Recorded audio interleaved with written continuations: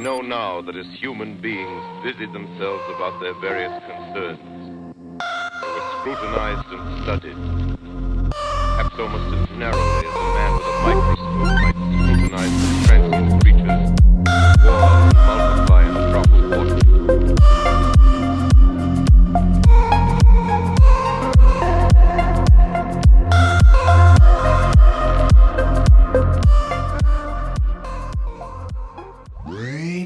Mayday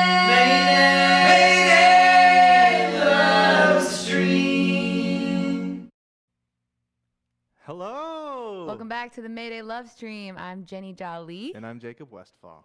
And this is your artist-powered, community-driven, socially distanced live stream coming at you live from the City of Roses in Portland, Oregon, inside of Deep the Hallowed within. Halls, the most beautiful recording studio that ever lived. We're here to bring you live music right from the heart of Portland, featuring local musicians in a really live, unfiltered, and intimate environment. And we are here to bring you just the most honest renditions of them. We're a 100% donation-based show. So real quick, before we get to the show, let's start off with our donation station right here. What we have here at the donation station are 4 levels that we would like to raise money for our artists and our little community center here at the Hallowed Halls. First, we have a survive stage. Every show, we try to raise $1,000 to keep this show going. After surviving, we have... Thriving. I think I've gotten that wrong every time. After that, we have thriving, which allows us to give back to the artists and the Hallowed Halls and the community a little bit more. But then it can't just stop there. Once we thrive, we start to provide back to the community, and the rest of our donations go primarily towards the artists and the Hallowed Halls. And then after we've raised enough money to provide, we have a little special thing, the surprise. Surprise! No one knows what it is. It could be a giant tiger coming into the room at any given moment. Nobody knows. I think we're going to get there at one point. I really hope it's in not this a season. tiger. I think we will too. Yeah. Yeah, but we are here Tuesdays, 8 to 11 for a few more weeks, maybe a few more months, maybe forever. We don't know. So keep tuning in. Keep sharing this with your friends and family. Tonight's show, we have Isabeau Walker and Tevis Hodge Jr., and it's going to be really sweet.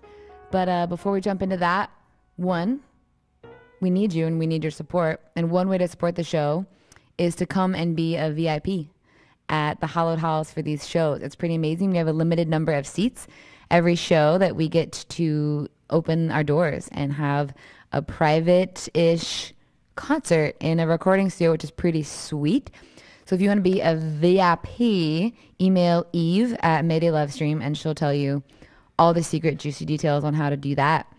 And because we're allowed to have more people in the building, we're being real safe and sterile. Isn't that right? We got a sanitation video coming up for you right here to show you how we do it.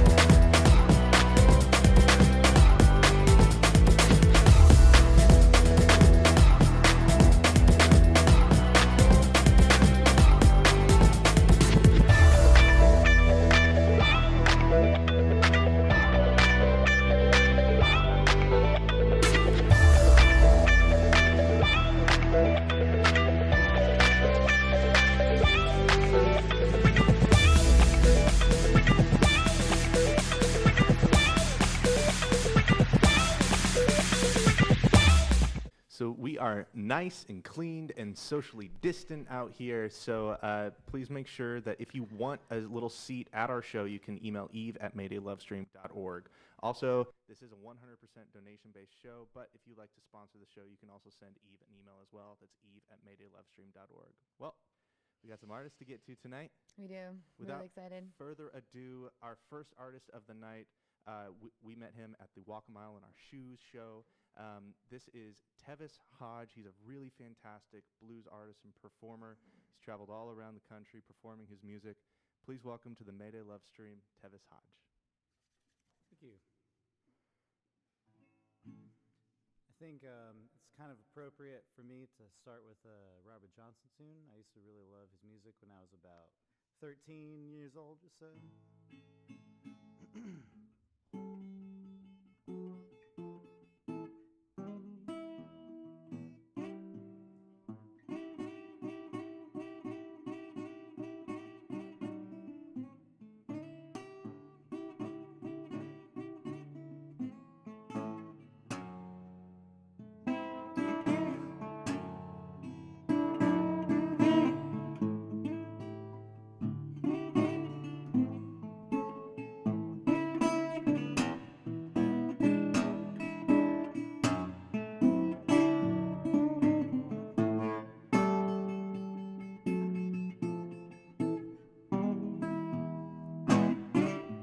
Baby got a phonograph, yeah, and it won't sell on some wood.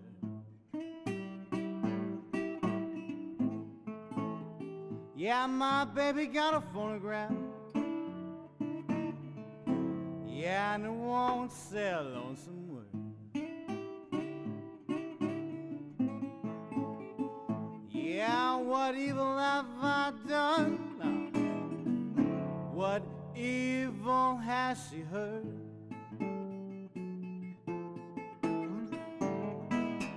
Yeah, I love my phonograph, mama, but I broke my winding chain.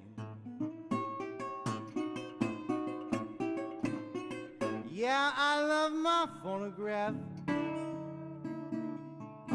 yeah, but I broke my winding chain. Yeah, you must have taken your good lovin', gave it to your other man.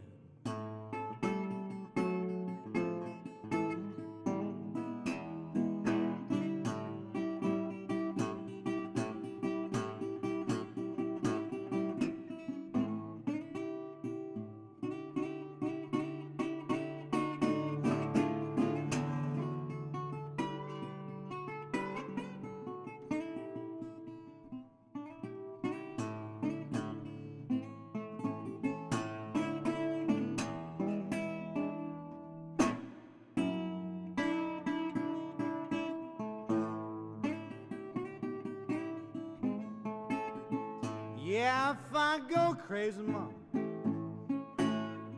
yeah, I'm bound to lose my mind. Yeah, if I go crazy, mama, ooh, bound to lose my mind.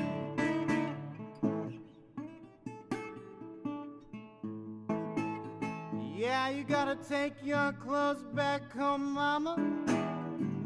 Try your daddy one more time. One more time. Yeah, we played it on the sofa now. Played it side the wall, yes. My needle done got rusty. Will not play it on. Played it on the sofa. Yeah, and we played it side the wall.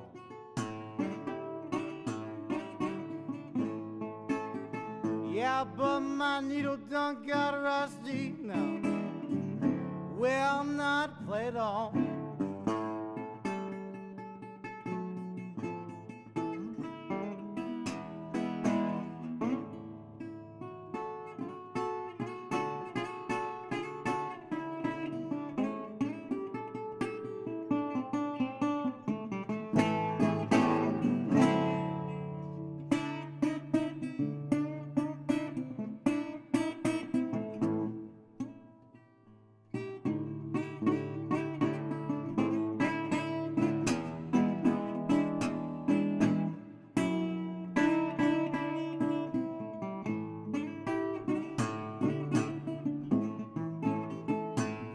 my baby got a phonograph now. Yeah, and it won't sell on some wood. Yeah, my baby got a phonograph. Ooh, won't sell on some wood.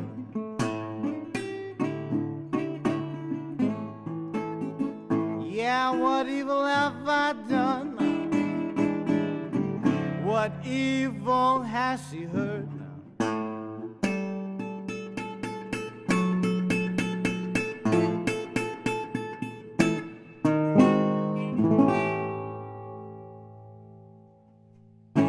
Phonograph Blues.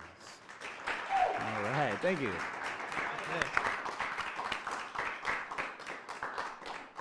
Yeah, thank you so much. I think I'm going to play an original tune for you. So when you got the blues so bad, you just want to sell everything you got and hit the road. Why does that happen? Minimalists will like this one.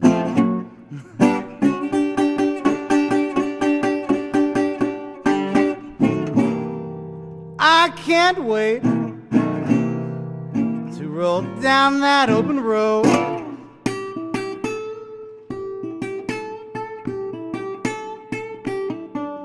Sell everything I got. I don't want to take no heavy load.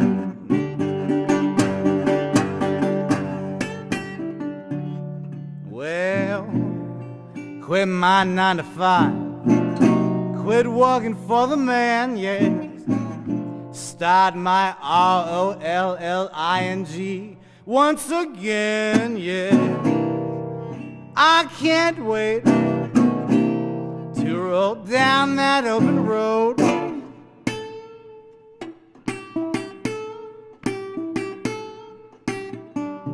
Sell everything I got. I don't want to take no heavy load.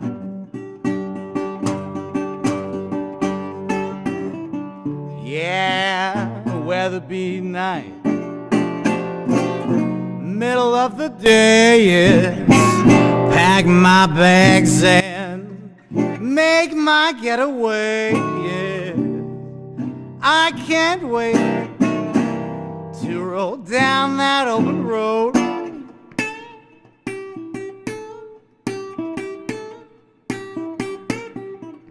Sell everything I got now. I don't want to take no heavy load.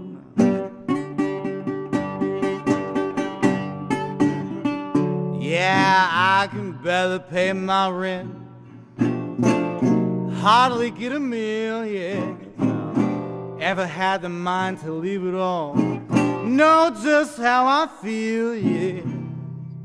I can't wait to roll down that open road.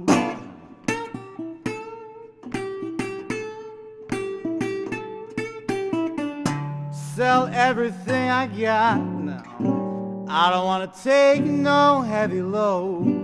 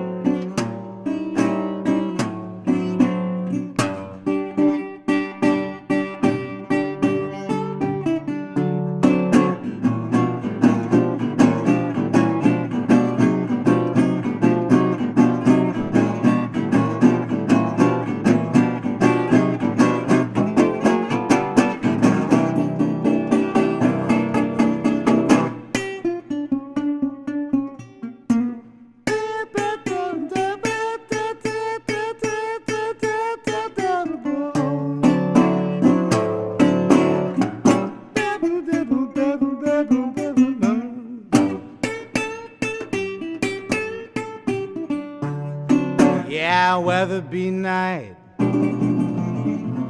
middle of the day, yeah. pack my bags and make my getaway. Now I can't wait to roll down that open road.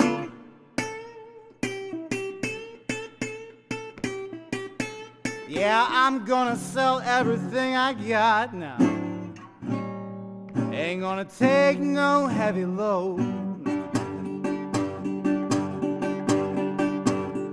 Yeah, I'm gonna sell everything I got. Ain't gonna take no heavy load.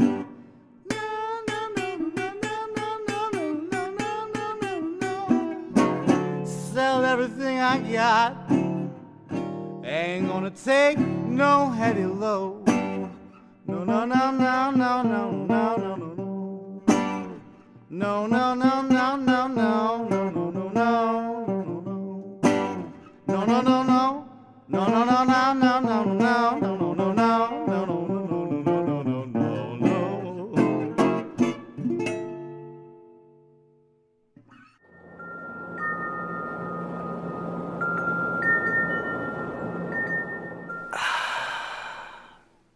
Oh my goodness. It's the blues. I think Marie Kondo would be a fan of that one.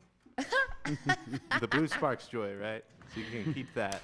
I always wonder, like the traditional songs of running from home or selling all your stuff, like how many times has that actually happened? You know, or where is that, or is writing the song scratch that itch enough to where you're like, no, don't touch my stuff. I still need that thing. Right. Yeah. But good news is you don't have to sell your things because Very first. I'm really glad I just got this back. I'm so ready for this. We got our very first donation tonight. Yes. Thank you, Michelle and Mallory, Yeah. for donating tonight. It means a lot. Yeah, it takes a lot to put this on, and it's such a joy. And we also, sometimes I feel like we're just insane, for sure, to do it. So your donations help. We don't get to go to concerts at this specific time in our life. So if everybody watching donates 10 or 20 bucks, the cost of a ticket, you're getting more than one little concert. And you don't have to put up with all those people that like are hogging the bar and standing in front of you and Or like crop people that hold their dusting and phones up to film every little Yeah, part of the show. not happening here. So annoying. But you can come here and get a little ticket. Email eve@maydaylovestream.org. Hey, Tevis, you Yeah. got another song for us? Oh, yeah. Sweet. You got lots of songs for us. I sure do. I'm going to roll with another original tune.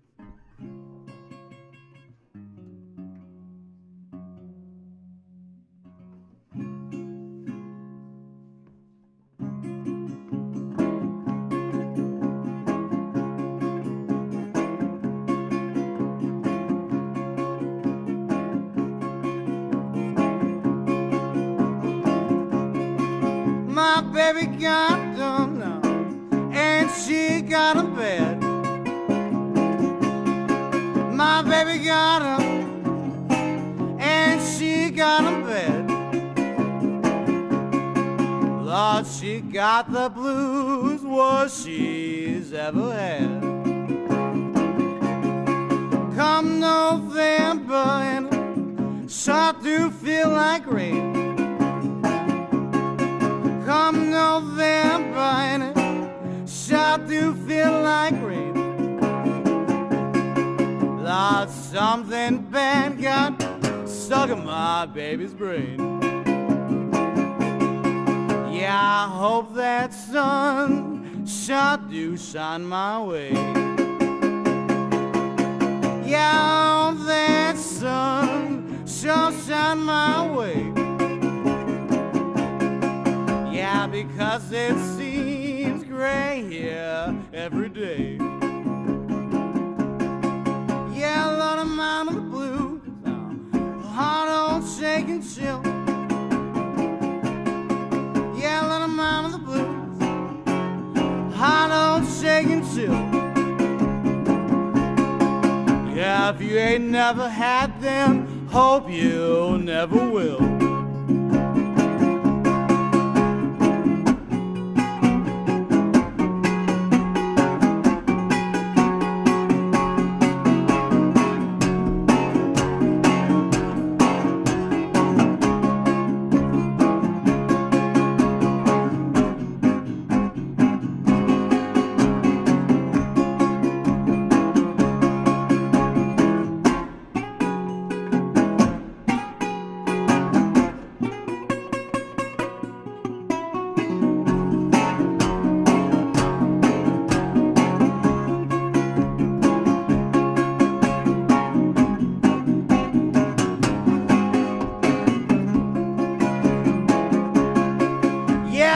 half black man now sure do need some love.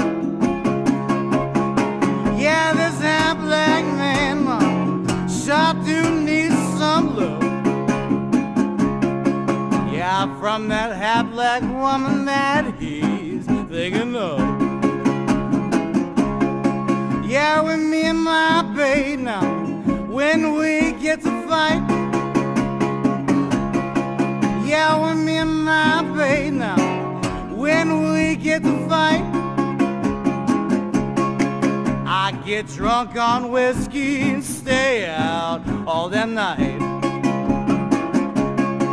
Yeah, you make me feel like a train that's on it, train that's on it.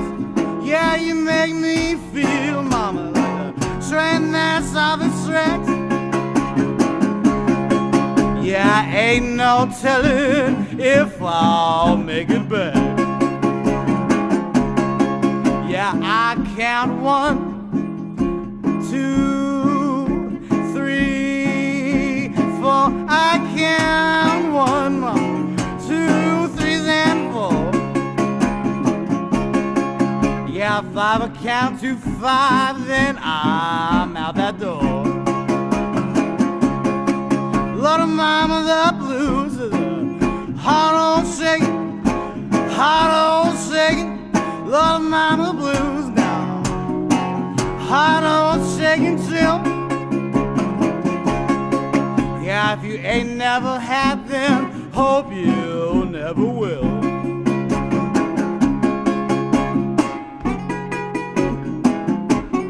That guitar talk to you now.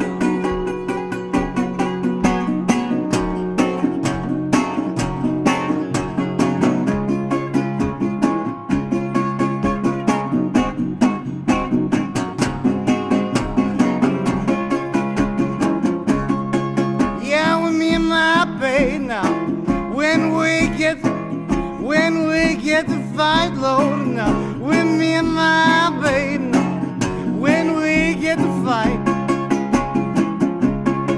I get drunk on whiskey and stay out all damn night. 'Cause this half-black man sure do need some. This half-black man sure needs some love from that half-black woman that he's thinking of.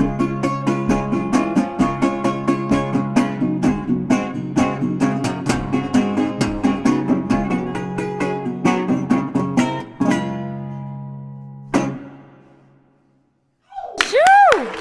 Damn! Yeah, baby. Thank you.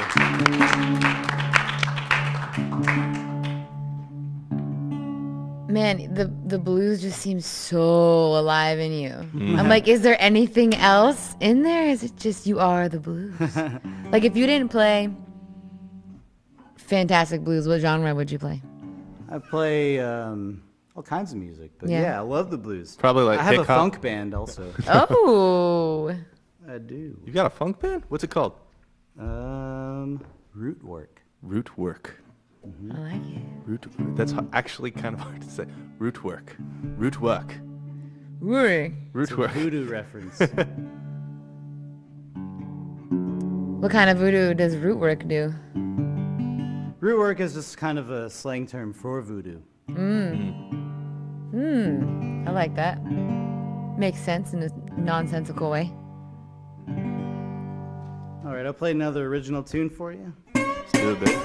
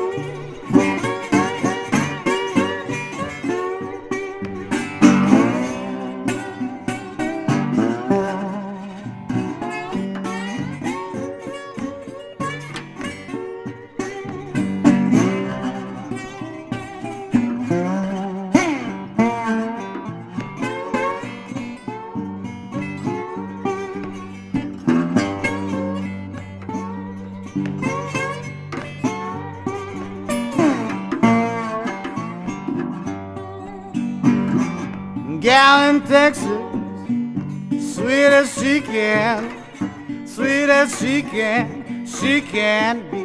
I got a gal in Texas, sweet as she can be. I got a gal in Texas, sweet as she can be.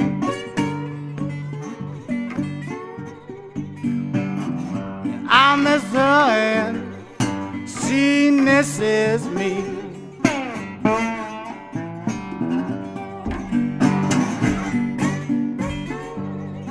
Long brown curly, long brown curly hair now. Yeah, she got long brown curly hair now. Yeah, my gal in Texas got long brown curly hair. Her brown eyes, yeah, how they could stare now. Catch that training, catch that training, catch that train and ride, yeah. Get up in the morning, catch that train and ride now. Get up in the morning, mama, catch that train and ride. Yeah, I'ma get down to Texas and get satisfied now.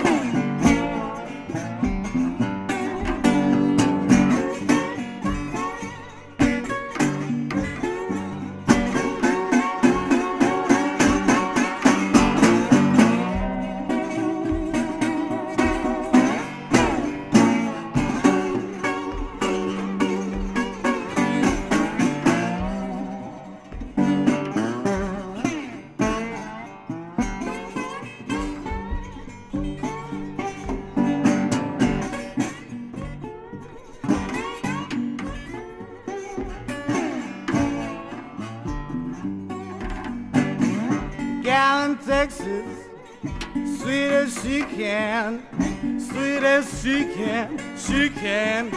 I got a gal in Texas, sweet as she can be. Gal in Texas now, sweet as she can be, yeah. I miss her and she misses me. Get down to Texas, yeah, and get my fill, yeah. Get down to Texas and get my fill. I gotta get down to Texas now, yeah, and get my fill. If I don't, then some other man will. Ain't that the truth?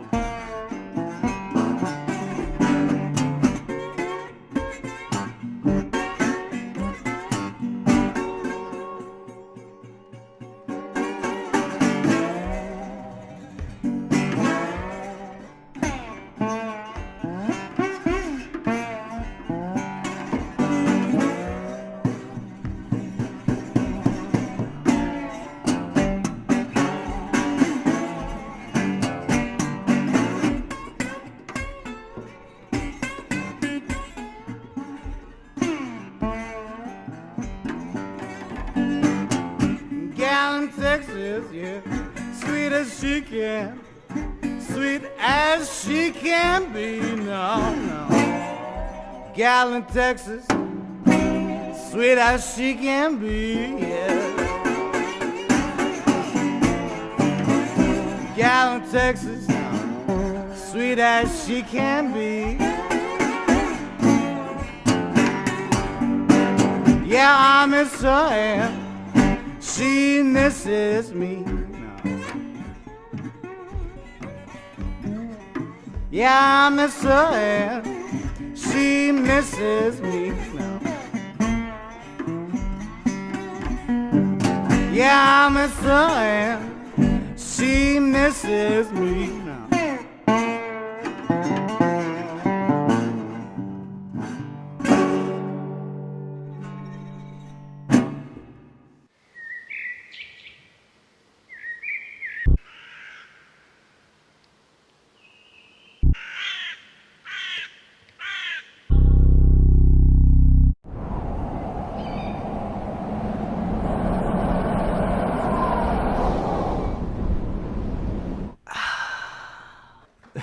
Tevis, you're channeling a lot of Bill Withers right now with that foot stomp. Think so. Well, back in the That's day. true. You're right. He does do a lot of that. So when he was originally recording his one of his first records, they mic'd him stomping on a little block, and I almost want to like have a mic down there right by your foot and just like have that be your bass drum. It's so. Right. Are you stomping? Is that a book? It's a book, yeah. It's you don't need to read when you got the blues, right? Yeah, Oh, books, man. books sound the best, I think. I Does it can't change say- on the book? If it's a different kind of book? Does Yeah, it the sound Bible. differently? No. Yeah. Well, actually, What you got? what book is that? Oh, the American Poets. Wow. Okay. That's kind of perfect. That's pretty great. So you're stomping on book. You're playing a resonator. What kind of reso is that? It's a National. Okay. Yeah. Sick, man. And Nationals was one of the major brands that made them back in the 1920s. They're did kind of like pre-electric guitar before electric guitar. really? Yeah. Did you start playing on a dobro, No. or did you start playing on a regular I guitar? started playing on a classical guitar when Okay. I was 6 years old. That's a big neck for tiny Whoa. hands. Yeah. Yeah, I borrowed my mom's guitar, so it was a classical guitar. That's wild. So at what point did you? I think we were talking about this in the back a little bit, but at what point did you end up switching to like your focus to blues in your story? I probably started playing blues music when I was 10 or 11 years old. So, yeah, I play all kinds of music, and I always have. But blues is definitely my passion, and I've been doing that since I was about 10 or 11. Yeah, it's very authentic and rootsy, but like you have your own modern flair to it that is very Tevis. It's very Yeah, you, thank and, you. and I personally really like it. Oh, 'Cause, yeah. like, no blues musician was the exact same, and you're kind That's of like true. bringing that back in your own style. So Right. I really vibe Appreciate with that, that. man. It's pretty timeless, Yeah. which is hard to do. Yeah, So it's thank hard you. to not like catch up with the modern sound and to Right. keep it rootsy. Yeah, for sure. Speaking of roots, just kidding. This is a terrible segue. But let me just get this xylophone out real quick. Check it out. Jeez. I'm down with that. We got some donations. We just Yeah. want to give a quick shout out to Michelle, Anton, and Angie, James, and Gwendolyn. So thank you so much for supporting the Mayday Love Yeah. Stream, y'all. We got time for I think 2 more songs. Oh, Tevis. cool. Also, Kip on Facebook says he has his streaming on his TV in his sound bar at home, and it sounds amazing. That's awesome. That's what we want. We want people at home to be having their own private concerts. You don't even have to like Yes. wear clothes. Think about it. That's the best Think part about about live stream concerts is you're on your couch and you get a great view. So I'm into it. That's I go to a lot of those. Yeah. 4 live streams a day. It's a lot. What you got next for us, man? I'm not quite sure yet. Let me just look this up. It lives on the edge. So you're originally from Virginia, Yeah. and then lived in Utah for a while. When did you move to Portland? I moved to Portland in 2004. 2004. So you were about you were how old? were you? 14, 14. 15. Okay. Yeah. Yeah. Yeah. How was that transition from tiny town in Utah to Portland, Oregon? Much bigger. Portland felt very, very freeing. Okay. Does it still say feel the that way? least. Yeah, Yeah. I like it here. Yeah. Yeah. There's water. I've lived here longer than anywhere else in my life. It's been about 17 years. That's a good feeling. I realized that same thing this year. Is I've lived here in Portland longer than I have anywhere else in Yeah. my life. I just passed that year threshold back in May. Yeah. Cool. And it's a really cool adoptive home, ain't it? Yeah. Yeah. Portland's lucky to have you, Tevis. Thank you. Yeah. I feel lucky to be here. Yeah. Speaking so, on behalf of all Portland. No big deal. play this sweet love song. Also an original tune.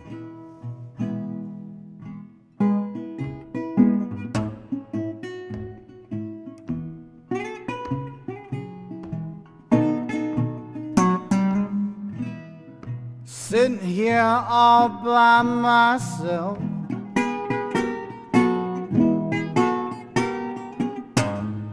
sitting here all by myself,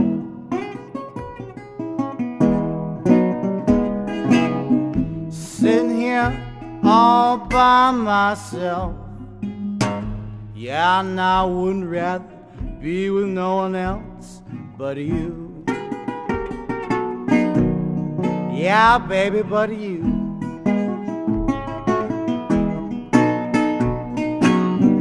Raining so hard, yeah, it's a fright.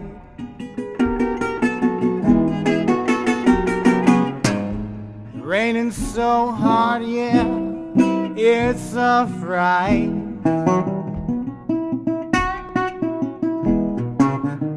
Raining so hard, yeah, it's a fright. Yeah, I'm not walking all damn night to see you. Yeah, baby, to see you.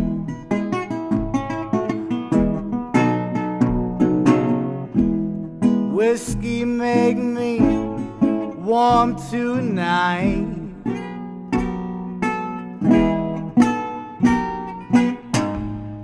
Yeah, whiskey make me warm tonight.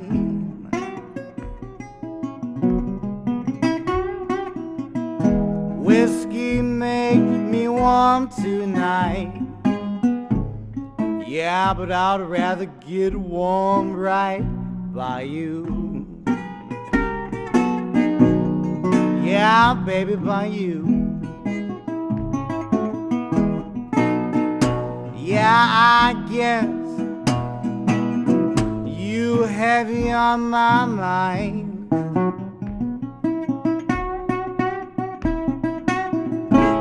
Yeah, I guess you heavy on my mind.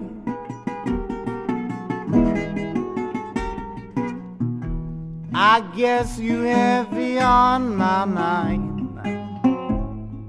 Thinking of you all the time, yeah, you know. Yeah, baby, you.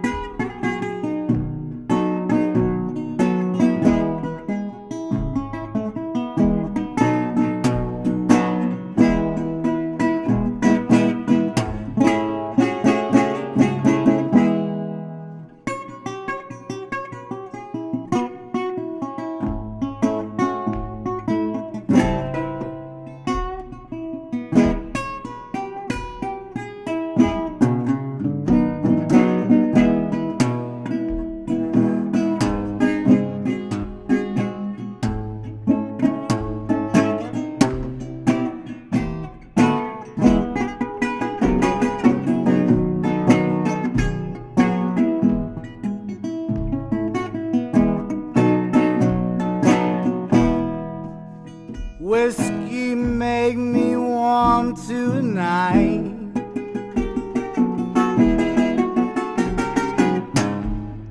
Whiskey make me warm tonight.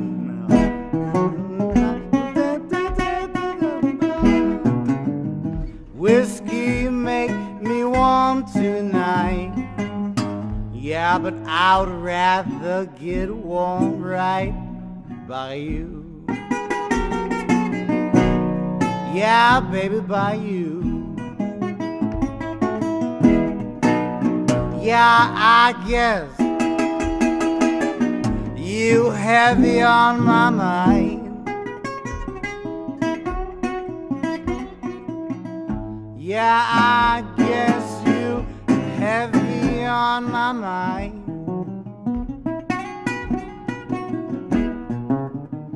Guess you heavy on my mind. Thinking of you all the time. Yeah, you. Yeah, baby, you.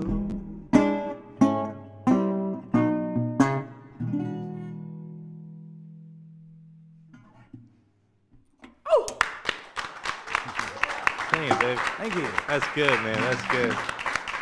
Yeah, thank you. Hey, before we get to this last song, one thing we like to talk to all of the artists about is how COVID has affected you in your craftsmanship and your career. And Jenny also likes to ask a little special question. Same-ish, but maybe inviting in a little bit more of, is there anything that's positive or hopeful that has come that was maybe an unexpected silver lining, strange coincidence, Sure. magic? Well, before COVID hit, I was playing like 1 to 3 gigs a week, and mostly playing full time, supporting myself and paying the bills and stuff. COVID pretty much stopped all that, Yeah. so I haven't been playing as much as I used to be playing. You know, the artist in me is like, play better. Oh, that was a wrong note. You know what I mean? So, if I could excuse myself as an artist. Anyways, so that has been kind of a challenge to keep my chops up, so musicians say. So, yeah, that has been kind of a challenge. However, with this new era of live streaming and all that, I definitely have tapped into that avenue of income, which I never really did before. I haven't done live streaming a whole lot. I did play here about a month ago or so, which I was really thankful to be a part of. So I've also done some live streaming on my own platforms, and that's been kind of an interesting journey. Basically, trying to be creative about you know, keeping the music alive. Yeah. So that's somewhat of a silver lining. It's kind of like going back to your roots when you're like a teenager playing in your bedroom again. But Right. this time, instead of pretending like you're playing for people, you are playing for people. Right. Yeah, Yeah. it's a weird transition, man. For sure. But like is there that's a silver lining for you is Yeah. like being able to connect with your fans over the internet and Yeah. finding that new pathway. Yeah, and I never did streaming before. I was always playing live gigs and stuff. So. Yeah, definitely. Sick, man. Well, How's it feel being in the Hallowed Halls right now? I love Hallowed it. Halls. Yeah. I'm really glad to be here.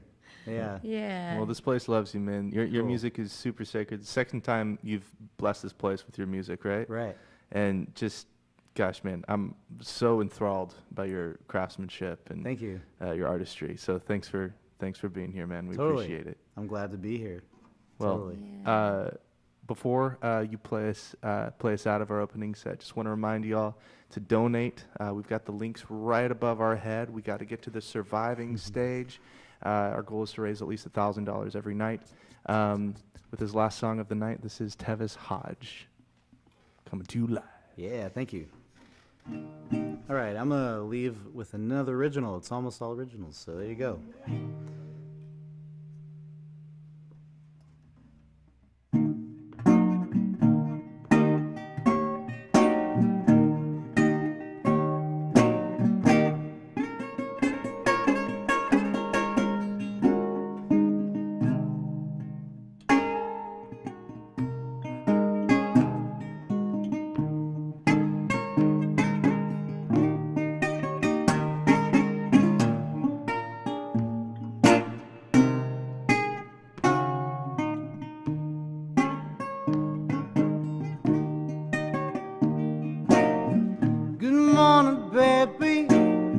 you so fine. Yeah, I'm so glad that you are mine. Now hurry home and do that thing I love now. Well, you know just what I'm thinking of.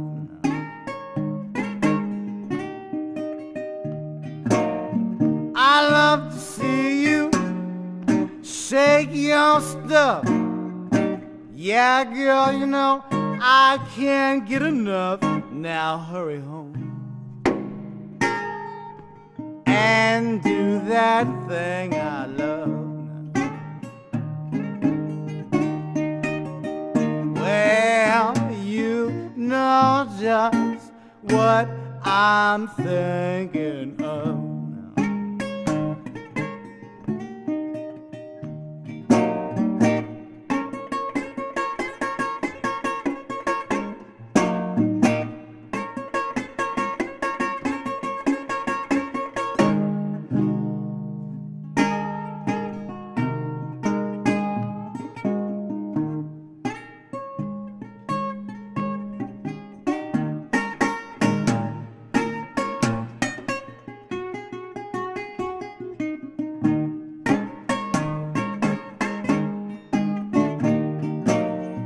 Yeah, you make me feel so high, yeah, it's true. No. All the hash in the world just won't do. Now hurry home and do that thing I love now. Well, you know just what I'm thinking of.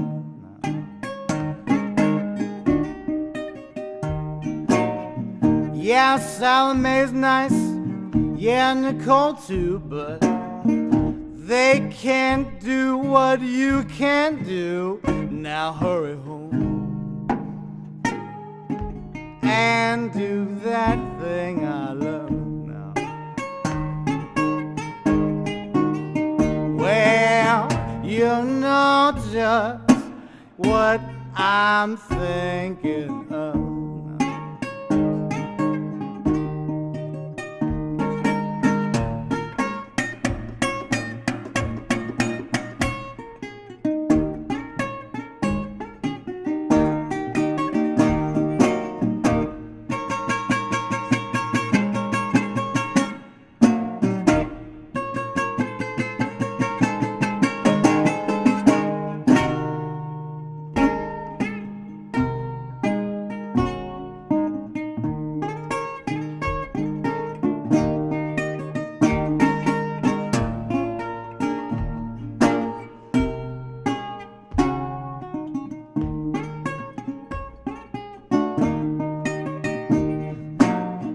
Yeah, you song gets freaking with every nip.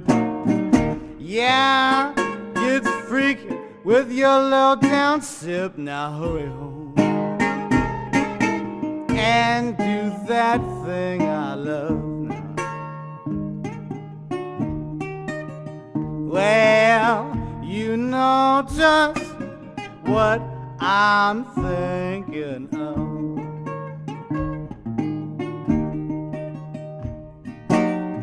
Yeah, you sure leave me one more with your feet up on the wall, your head down on the floor. Now hurry home and do that thing I love.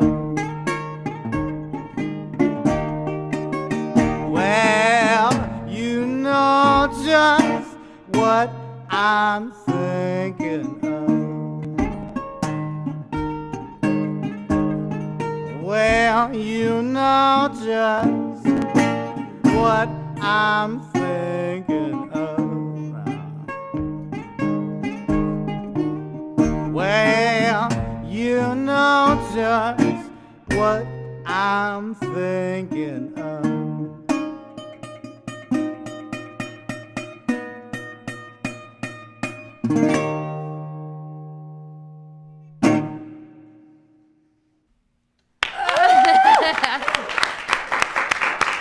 All right, man. All right, thank you so very much. But what is it that you're thinking of? We got a couple ideas. Thank If you. anybody donates $50, will tell us. Well, Anthony just donated $50. And A special Anthony's shout out in here as to a Anthony. VIP right now. Love it. So, real quick, before we head into our intermission, special shout out donations to Kip, Liz, and Anthony. Were you just playing the Harry Potter? Just happened on accident. theme? Facebook about to take us down for that. Anyways, thank you so True. much, Tevis, for being here tonight, you. man. That was a really special treat to be able to witness your artistry, man. Cool. And Thank you so much. thank you. Yeah. Yeah, Thank great you. to be here. Stay tuned. Stay Stay tuned. tuned. But wait, there's more. Before we head to intermission, y'all remember to donate, keep the stream afloat. We're here for you, for the artists, for the Hallowed Halls, and also stick around because the intermission is a little break filled with art and wondrousness, a snippet from John Meyer's new documentary, The Tipping Point. He's our director of photography here at the Hallowed Halls, the Mayday LoveStream. And we also have a really special poet coming to you now, M5 Vibe.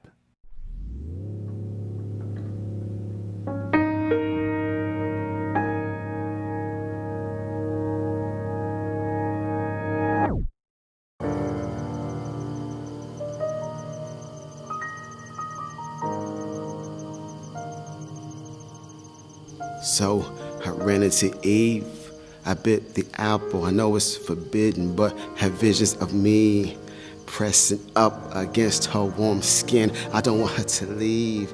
Can cast my rod into her ocean, leave my heart on my sleeve. Curiosity has got me open to the galaxies.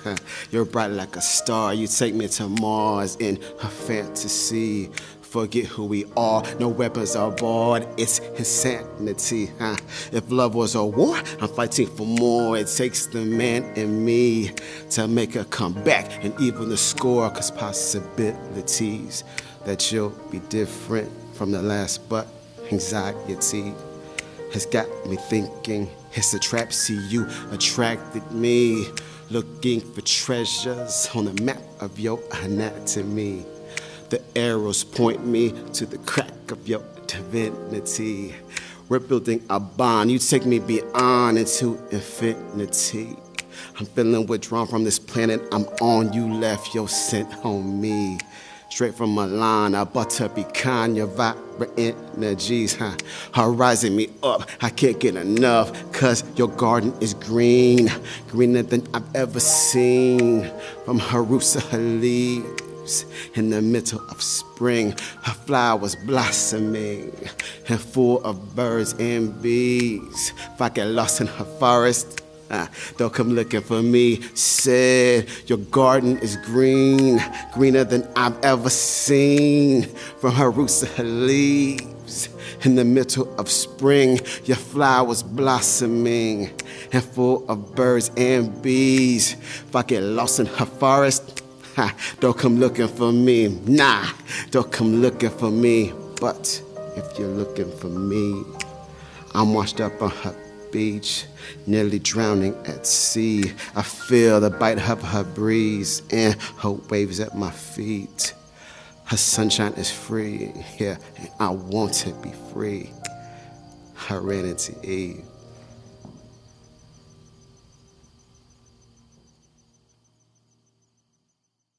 Holler at 833 for Mayday. Holler at 833 for me. Holler at 833 for Mayday. You got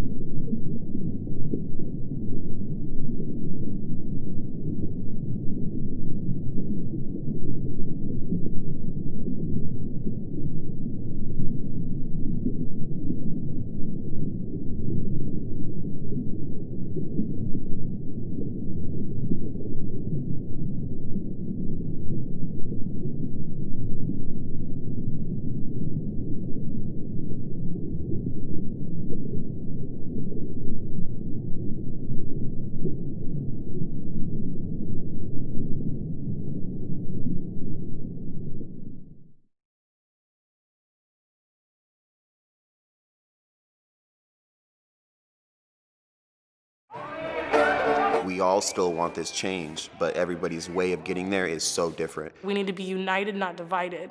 Because the more divided we are, the more they laugh about it. They see us fighting in the crowd, they're like, look, we don't have to do anything. They're doing it already. This chaos is exactly what they want so that they can bring order, right? That's always the game. They have to make us so desperate for their solution that when it comes to the table, we're just like, I don't even care, just do it. No justice, no peace! No justice, no peace! My phones are on silent, all three of them. You got 3 phones? Yeah, let me make sure that, yep. I'll put them away too, somewhere else. I never expected I would become a live streamer. That really kind of caught me by surprise, but it happened very organically.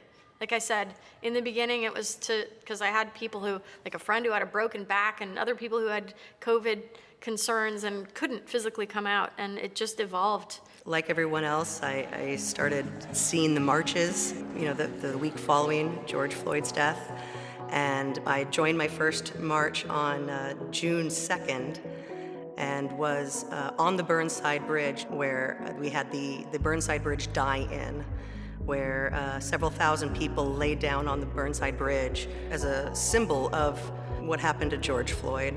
Before drones were really a thing, my friend came up with this idea back in 2012 to film the tops of the crowds at music festivals. And it was just phenomenal footage, just an angle that you've never seen before. I can only see the backs of people's heads with these different live streams, and I couldn't see what was being thrown. Of course, I thought of the pole idea from the previous festivals I had been to with my friend. So I went and propped myself up on the fence in between the federal building, or it was actually the State Justice Center, and the protesters. And I kind of just put the camera down the line of the fence because even being there earlier, you couldn't see things being thrown. The crowd was just too big. If anything, it was something here and there. Well, I would prefer to have a count, just making sure what is happening is documented. So sure enough, there wasn't many things being thrown at the officers in accordance with the population of people that were there. And the retaliation with the riot-controlled munitions and pushing and shoving people and just hurting people in general was just, to me, it was just completely out of line. You're the fucking answer! Fuck you! What the fuck is your problem? That's what you wanted! When you signed up to be a cop, you wanted to push little people down who did nothing wrong? This is what you fucking wanted? Tell the truth! This is what you did? This is what you signed up for a fucking living? To push me down for no fucking reason, man? They were all beat up in high school. Yeah, fuck you, Pay for man. that riot gear you're wearing, you motherfucking pussies. My initial mission was just to capture the footage, just to show people what's really happening. I did not expect things to be longer than another week, maybe 3 days at the time when I first got down there. It's not that racism has gotten worse, it's getting filmed. We're the ones that people learn to trust because we're just there and witnessing. There's always the people that are gonna be like, oh yeah, this is taken out of context. What happened before this? What happened before the police shot at that person? What happened before you guys got tear gas? I wanted to show every single thing that led up to everything happening. When people are seeing things happen in real time, there's no opportunity for either side of the conversation to take that footage and twist it to suit their narrative. If we're talking media and we're not talking about the 5 companies that own everything in the media, then we're not talking about the counterintelligence that's taking place because they're obviously controlling both sides of the narrative. Now more than ever, live streaming is extremely important because mainstream media tends to only focus on the action, the things that will get them views. I like to get down there a few hours early and make sure that people see what's going on, to prove to them that it is a peaceful protest, that people that are down there aren't all just agitators or rioters. The first time me being there, within 10 minutes of me really being there, I got tear gassed. And I didn't do anything. I didn't see anybody doing anything. So that's really what got me invested. I let people know on my stream that I'm not a journalist. I'm an accountant. And I am just one of thousands of people out there that are supporting this movement and fighting for our First Amendment rights. I'm absolutely biased. I support the BLM movement, and I've been honest about that from the very beginning. I'm not neutral.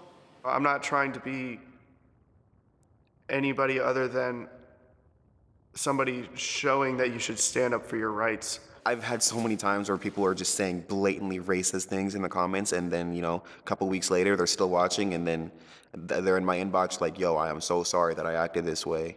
You know, I definitely, I see it differently now.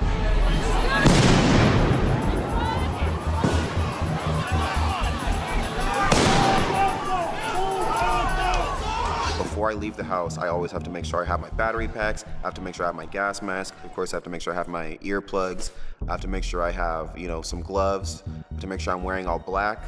It's kind of like getting ready for war almost, but it's like a defensive war. Like I have to prepare myself to be shot at with tear gas and rubber bullets every single time I go out there. Do not interfere. Officers are taking lawful action. Stay back. Each other. Do not interfere. Do not interfere. What's up?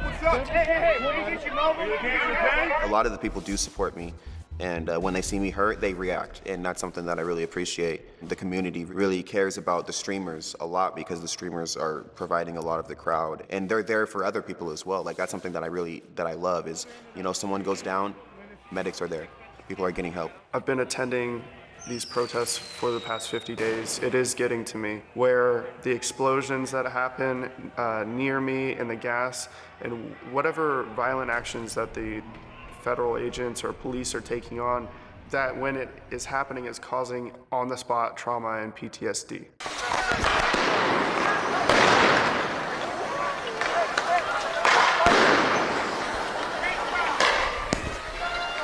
Our constitutional rights are under attack, and that is going to be a problem for everybody of every demographic.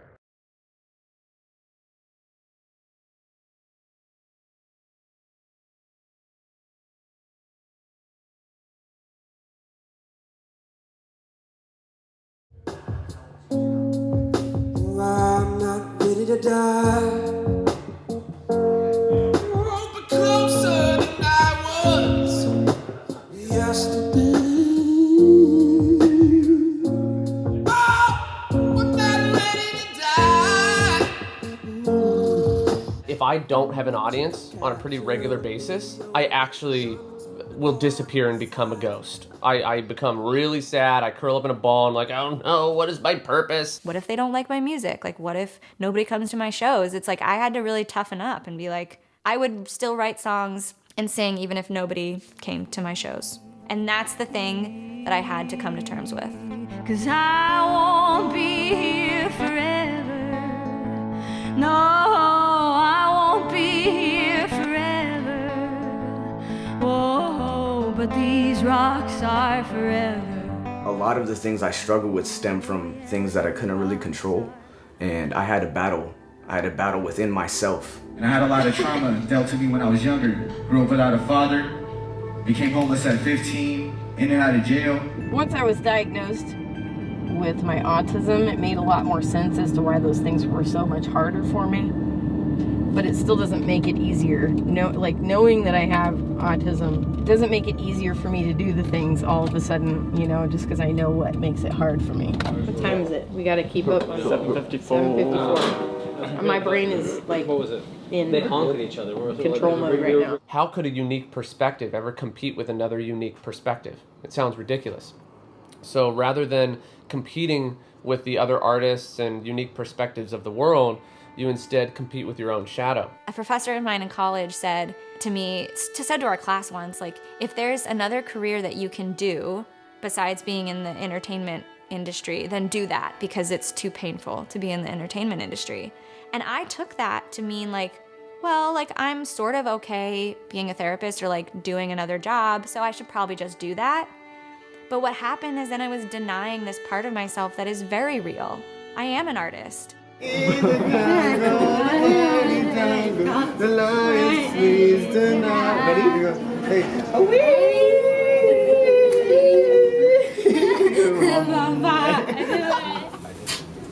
Miss you. It's hard for me to see how much help I could be because of all the mistakes that I made in my life. But the only way that I know how to do it is by gathering a community with music, and I've been pretty effective with that. Dedicate to my sister. Dedicate to my mother. Dedicate to my friends. Dedicate to my fans. Dedicate to my brother. See, I'm gonna be in the mix. You don't even understand. I ain't never been around to put the money in my hand. Put the money in my hand. Let it seep into you. Like on this song, you know, it's that point in the middle where you're about ready to make a choice about whether or not you stay in a relationship or you get out of it. 'Cause you were over my head, over my head, over my head. It's raining like the sun won't shine no more. If I didn't have music, I would have had a really hard time finding anywhere to fit in. Music was that bridge. If people didn't want to talk and have a conversation about the things that I wanted to talk about, they could just start playing music.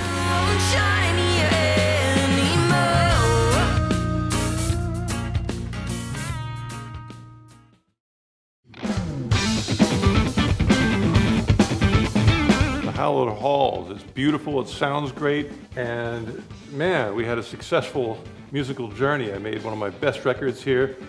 Really was a life-changing musical experience. We're always making records. Right now, at this very moment, there's 2 albums happening in this building, maybe 3. I haven't talked to the guys downstairs. Especially as a woman in the industry, it's really hard to find men, especially on the engineering level, who aren't going to be condescending, who are easy to work with, who trust my own judgment. I've had plenty of experience touring and otherwise that is quite different. Busy yourself making beauty.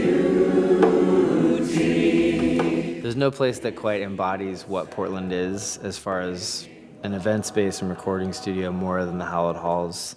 It really is a sacred space. It's this beautiful old library. My prayer for this business was always to be of service, to always be a space for people to come and have some sort of expressive experience.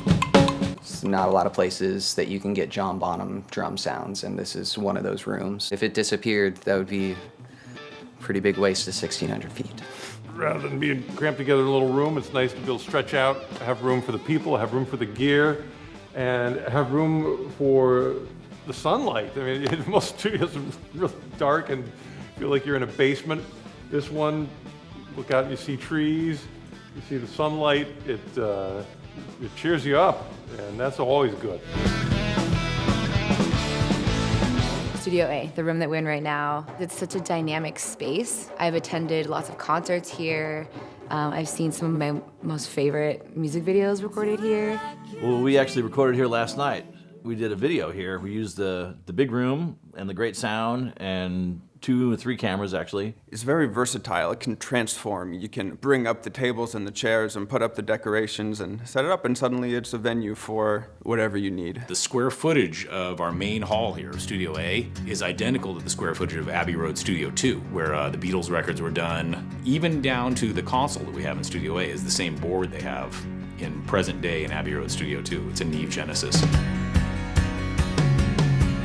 It's musically inspiring to be inside here as opposed to some of the more claustrophobic, windowless studios that I've been in. It's not too glossy, it's not too... To construct something like this to the detail that it has and the sonic influence it has would cost millions and millions of dollars if you were to start from scratch. To redo that would be an almost unachievable task unless someone was willing to just donate $4 or $5 million to the project, and with no hope of really ever making all that back, right? So it exists now. We may never be able to repeat what this place has.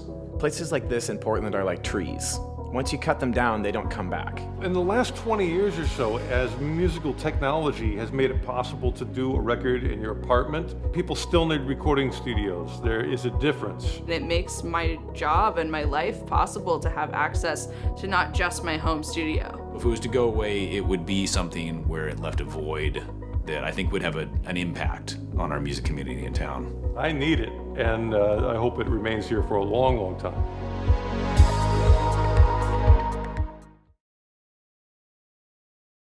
Thank you for this moment. Thank you for the gifts you bring. They inspire me to sing. Inspire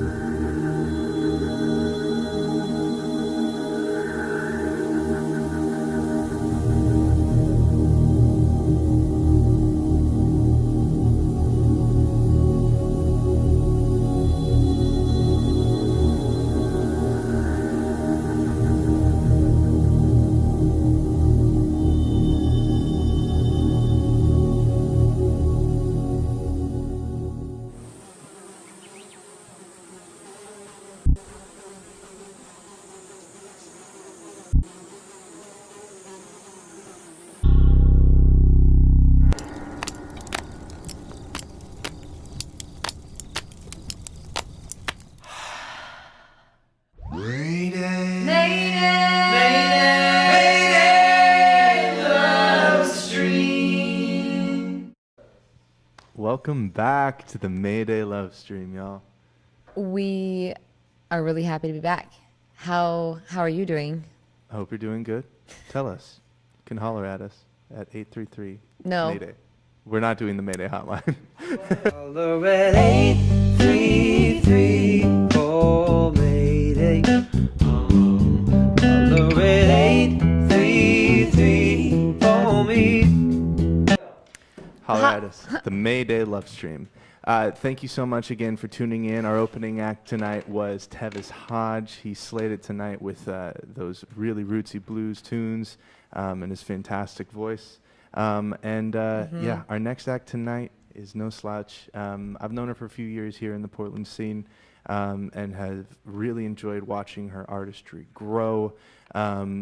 She is a woman of many talents. She's a teacher, she's an artist, she's a songwriter, she has a beautiful voice, she has a viral YouTube channel. I can go on and on about how much I adore this next artist. But please, if you enjoy our next artist tonight, please make sure to donate right above you right here. Please and thank you for the price of a concert ticket, for the price of parking for a concert sometimes, for a price of a beer that you would be consuming at a concert.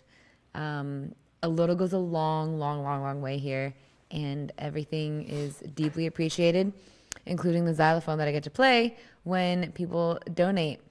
And before we get into some more beautiful music, I just want to give a shout out to the Hallowed Halls for really opening up their arms and their doors and this space for us to be creative and innovative and emergent with what wants to come through. And we're trying to find ways to support this space, as many spaces in the world are kind of at risk of being lost to the times. And we're going to try really hard not to let this turn into something else that won't be fulfilling. That's how you say that. So we're going to be raising at least $1,000 every night to keep the Mayday LoveStream, the Hallowed Halls, and our artists surviving. So thank you so much for all of your donations and all of your caring. So without further ado, we'd like to welcome our headlining artist of the evening, Isabeau Walker.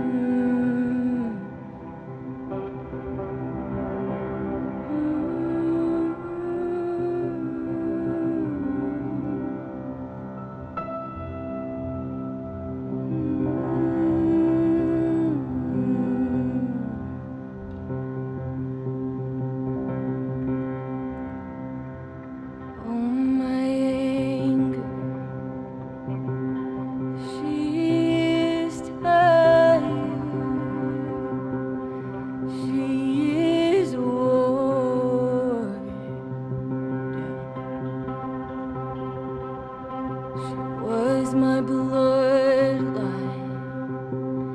Been a lifeline, waiting hands, let her out. In her place, there is sadness. In her stead, only madness. Oh, my anger, she is tired. She's worn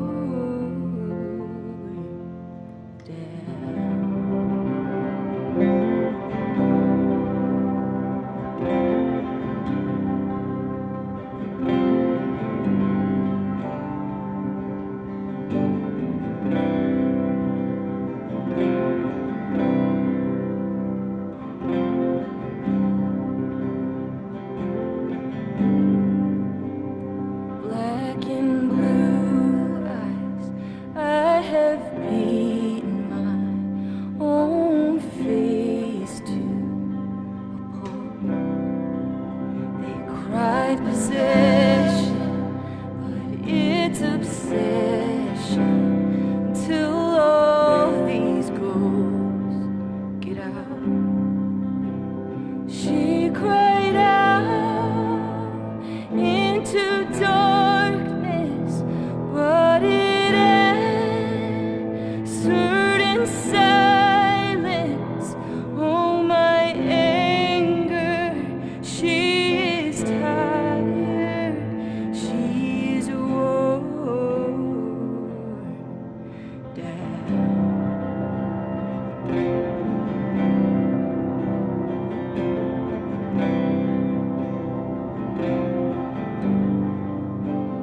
She cried out into darkness, but it answered in silence.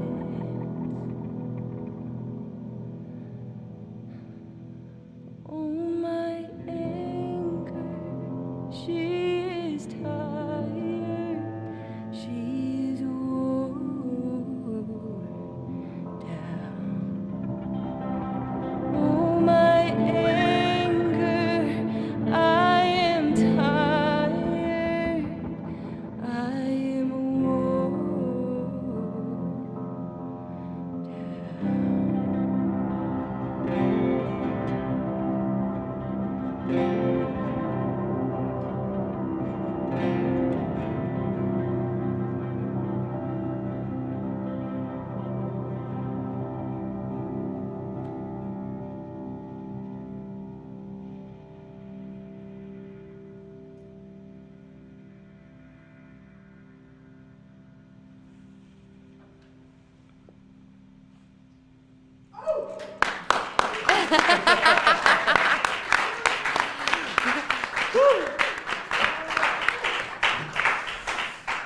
I was genuinely startled. Oh no, our sound. The suspense was killing us. I know.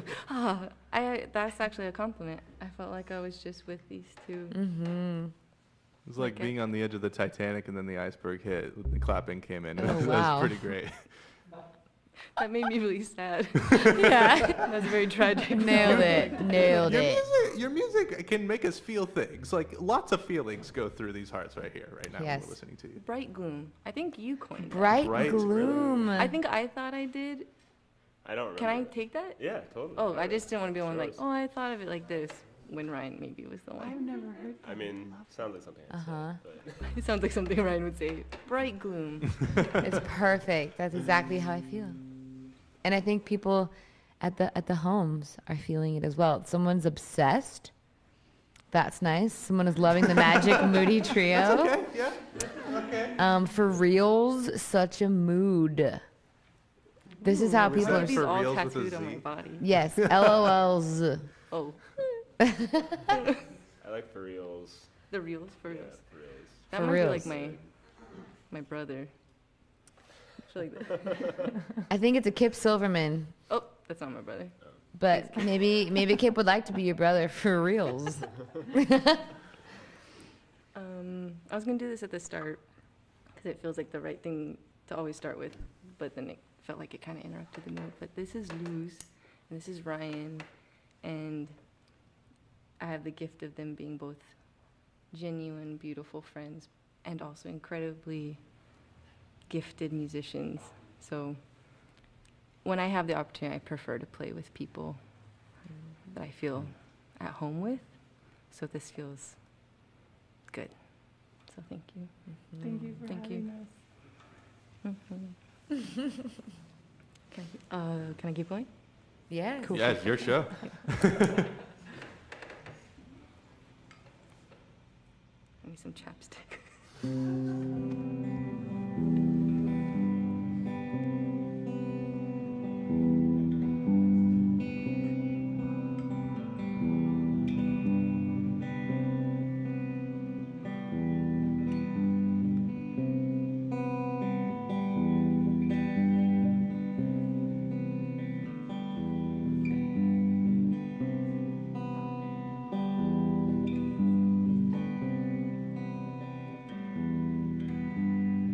Ask me where I'm going, what my future plans are.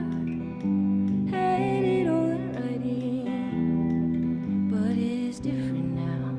It is different now. It is different now.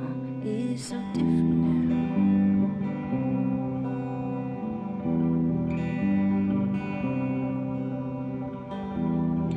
Pull the story now, it's the need. Exposure, you're not like I remember. It is different now. It is different now. It is different now. It is so different now. I'm walking different now. I'm going different now. It is different now. It is so different now. Ooh, ooh, ooh.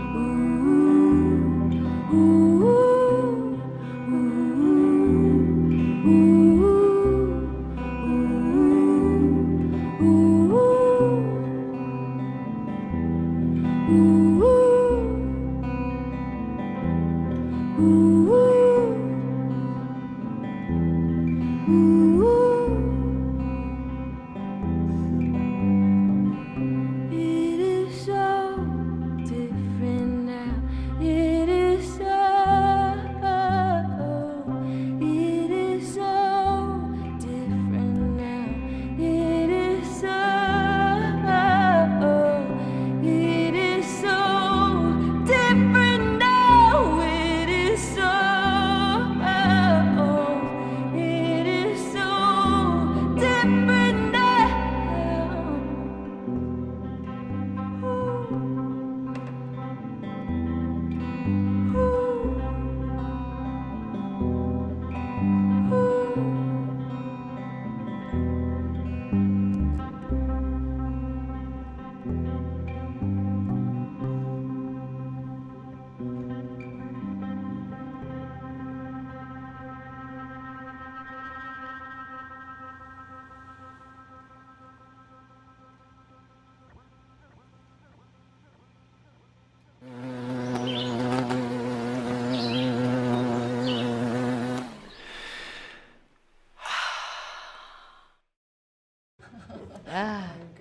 It's such a trip not being able to hear certain things. It's so interesting.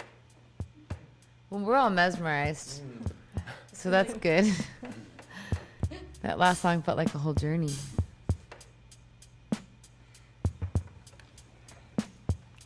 I walk around most of the time with my own background music in my head, so this feels like most of my life, where I hear something. And Your life is a 90s indie movie. Just leave.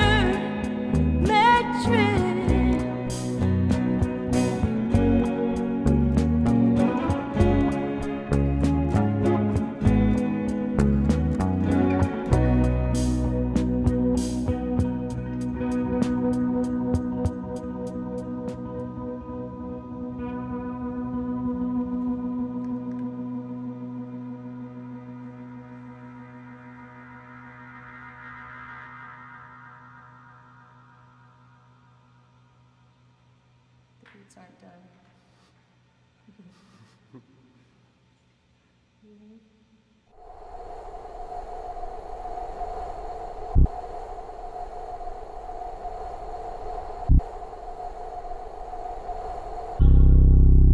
I don't know. Oh no, that was great. Okay, cool. That's a good. Probably just screaming into our microphones. It I covered just the get fact really that excited. Headphones. I couldn't figure out how to get that started.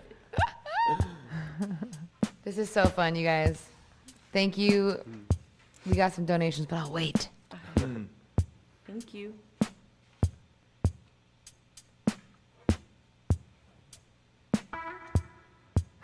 That's good. That broke. I was pretending to push some things, but I was really just. It was one button.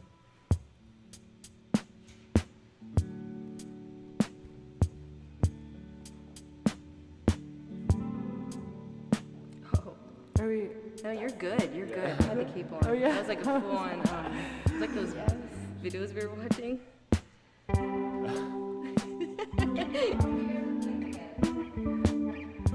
Ooh, that's good. Well, longer with Ilabamba, but this has been 2 weeks. So, I mean, just kidding. 5 years. Yes. Yes. I'm like being the background music. No, you're doing great. I feel like I'm gonna give a word. It's perfect. This feels actually very And for familiar. hire. I feel at home right now. This song's about aging, which I'm actually really happy about now. I have been happy about it.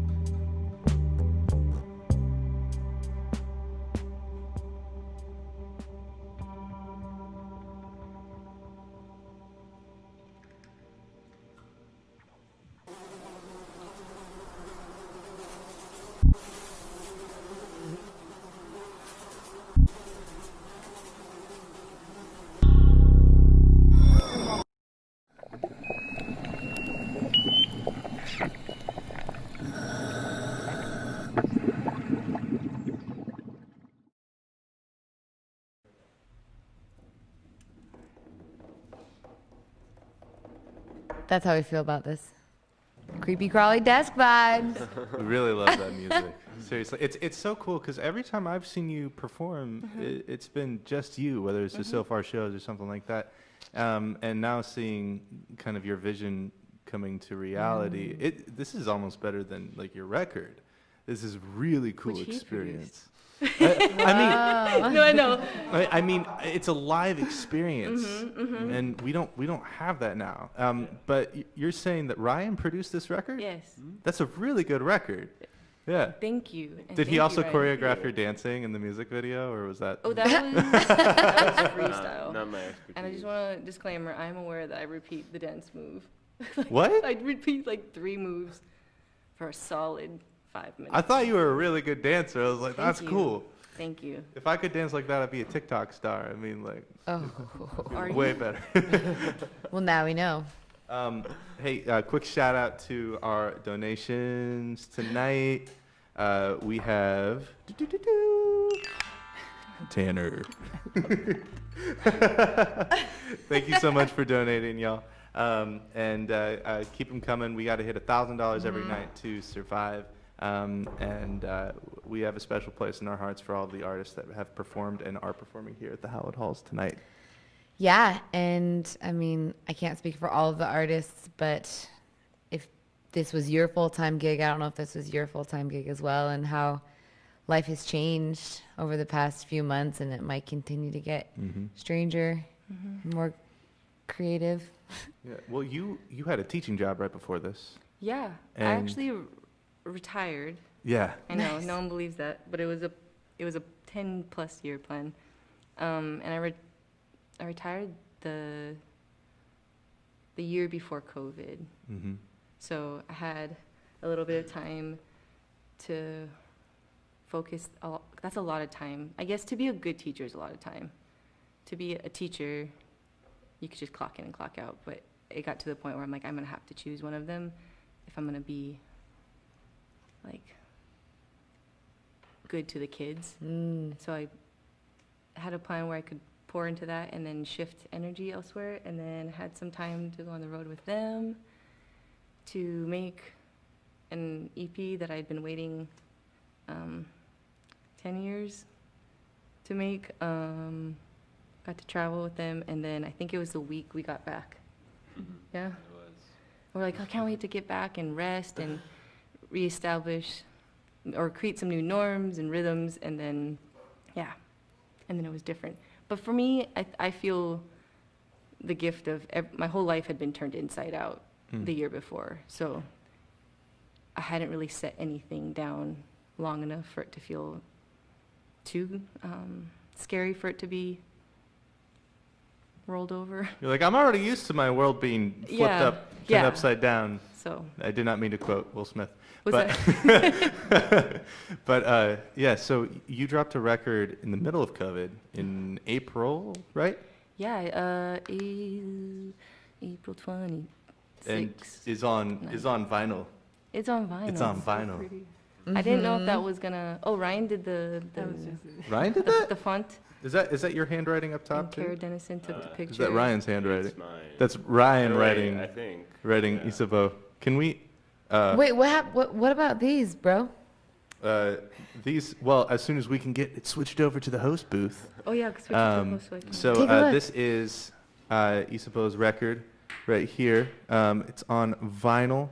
There are 7 songs on it, and they are each really fantastic. If you donate, what is it, $100? $300. You can get $3 million. If you donate $100, you can get her vinyl and a T-shirt with her parents on it. Or which you I can love. have this one. That one's pretty cool too. I think this one needs an explanation. Yeah. Is my voice going through? I'm not. Yes. Yes, your voice is okay, going cool, through. cool. So that's my mom and dad. That's their engagement photo, and I have a really big version of that I just carry with me not everywhere, but it's been in like every classroom. It's at home. Every classroom. Yeah. Just wait for kids to be like, "Whoa, why?" It looks like my little shrine. And then Ke'onaona is my Hawaiian given name. It felt a little weird to put. Not that it's bad to put your name on your shirt, just so. Not saying it's wrong, but it felt like it added some anonymity. Yeah. I kind of love it. Is your dad's name Kaleo? Kaleo. He commented on the YouTube stream Did he with. say, "Hey, baby"? He said, "Ke'onaona." Oh yeah, that. Yeah. Does that mean Yeah. hey baby? Okay, cool. Well, not hey. It doesn't mean hey, baby. In a very dad way, not like hey, Yeah. baby. He would call me by that. That's so cute. And a lot of water, fire, and moon emojis. Cool. Oh, yeah. I don't even know where those are on my phone. Yeah. You're elemental. Ooh. Well, thank you so much for playing on the show, Isabeau. Thank you and for having us. we before we get back to some more music of yours, we have a really special segment that has been prepared for our one of our last artists. It's a healing segment, and we like to take some time to take a deep breath in and a deep breath out, and just kind of center ourselves. This is Henry Fields. He performed on the Mayday LoveStream last week, and he is going to talk to you about some calm and peaceful transitions.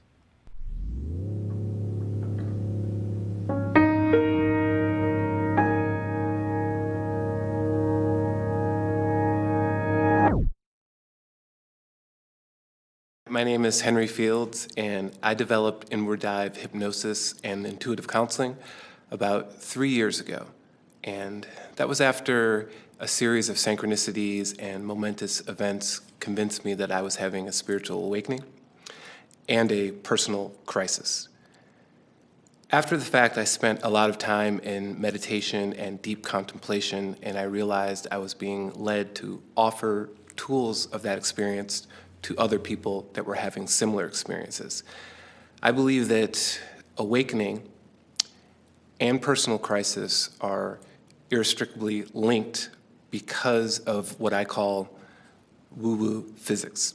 And that is that the soul is constantly reordering us from a higher plane. It wants us to have a higher capacity of experience and emotions. It's inherently expansive, like the universe itself. However, the ego has a primary role that is constrictive, and that is keeping us within the parameter of a structure. The problem is that structure was mostly created during early childhood, and it's mostly informed by traumatic events, by genetic coding, by social conditioning, and the habits and thoughts that we get into earlier so that they're repetitive. So we are left with being in a reactive state more often than our true nature, which is to be sovereign and have the ability to make choice and to co-create with the universe. So today I'm offering just a couple of tips to start to suggest to you how to listen to your inner witness so that you can be making choices instead of responding to external events. Now, the first thing that I'd like to say is just to spend some time when you're with people shutting your mouth. Just be quiet. You don't have to offer something all the time. And what will happen if you're quiet, you will see when you want to jump into a conversation. I had a spiritual teacher that said to me, before you open your mouth, is what you're about to say useful? Is it necessary? Is it true? Is it kind? And was it asked for? And if you do that before you speak, you realize about 80 to 90% of that was ever about to come out of your mouth is not going to pass that test. So that made me a very quiet, contemplative person by following that advice. And what I could see was that there is a part of me that was reacting, and then there was a part of me that was witnessing. If you are willing to be quiet while other people are around, you will be creating a gap between the stimulus and your response. And it's in that gap where you start to cultivate the ability to make true choice as opposed to responding. It's one thing to be in your room and meditating and find that solace. It's another thing when you're with your lover or your parents or your brothers and your sisters or you're at work. So that's the first thing that I'd like to offer you. Try to be quiet as a way of practicing.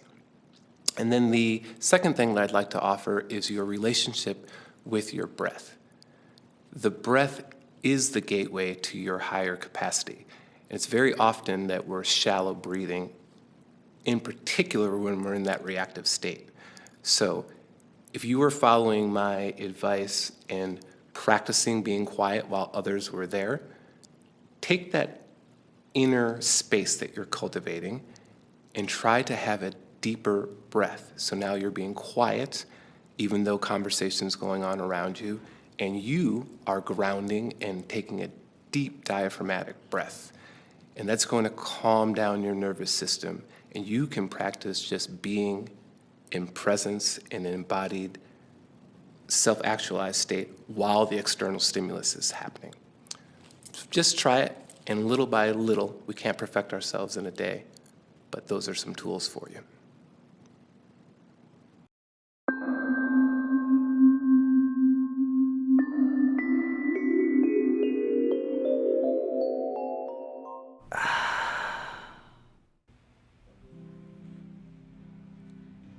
This is my last song tonight with my friends, and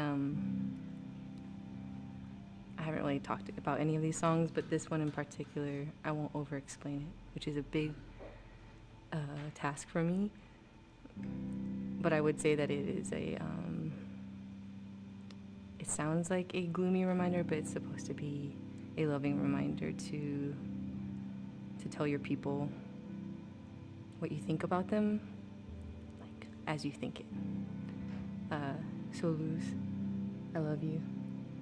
Ryan, I love you. Thank you all for being here, for wearing masks and doing a lot of labor so that we could do this.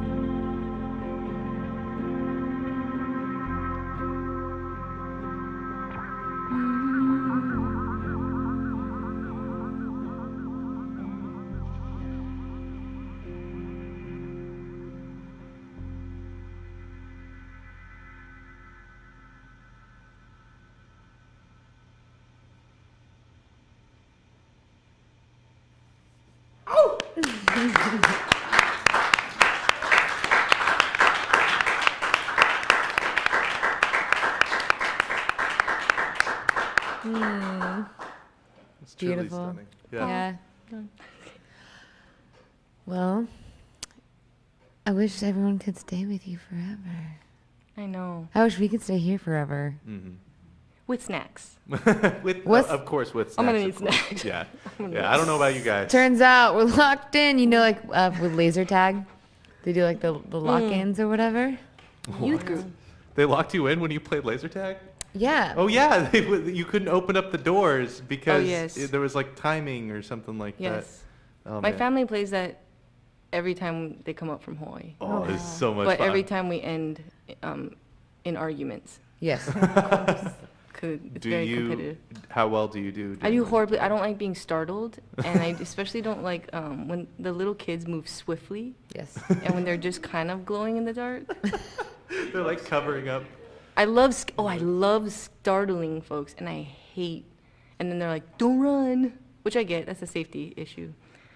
But like, it's just like turn off the lights and have people shoot at each other, and then tell them not to run. Feels very counter to. Yeah. Yeah.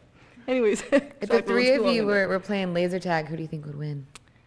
Ooh. I don't believe in laser tag. I think that. So probably lose. I'm saying lose because I feel like lose would be the one beforehand being all like, yeah, I don't know if I want to do this. I'm not so sure about this. And Ryan and I would be like, it's going to be fun. We're going to do it. And we get in there, and then she would zone in and become like deathly, like setting traps and stuff. Del. Well, you would just be like, if we're going to do it, we're going to do it like this. Like you two would probably do pretty well, but Luce is willing to kill. Well, I know I would do horribly. I usually park myself somewhere and just like, like people I would have us go all around Portland. Yeah. Not just, I'll be like, okay, you're going to take Southeast. Oh, we're playing like free. Yeah. We'll have like, you know, not a GoPro, but like some sort of whatever those things that fly out and go spy on people. Drones. Oh wow, Luce does take it really seriously. Yeah, it's like 0 hours. She's like we're thinking we're gonna go into like a little arcade, play some laser tag. She's like, I got drones. I've got grenades. No, I don't even know what they're called. You know, like those things that I saw this. Never mind. Spies. The end. Hey, we're gonna take a quick break for the band to take off. We have a special social justice segment prepared before we get into your acoustic set. Wait, you guys forgot about my xylophone solo. Oh my gosh, we do have this. Before we get into our social justice segment, we have a special amount of donations for you. Whoa. That was actually that was pretty good. That was a jam. That was pretty good. Feel Quick free to shout play out along, guys. Ready? to Patrick, No way. Blair, Landon, Coco with a very special donation of $100. Thank you so much for donating to the Mayday LoveStream and our artists here. So before we, so let's move on to our social justice segment. Aleja is a really powerful orator and speaker. She began to make waves during the Black Lives Matter movements in Portland, and we're going to take this time to give her the floor. I wish she was here.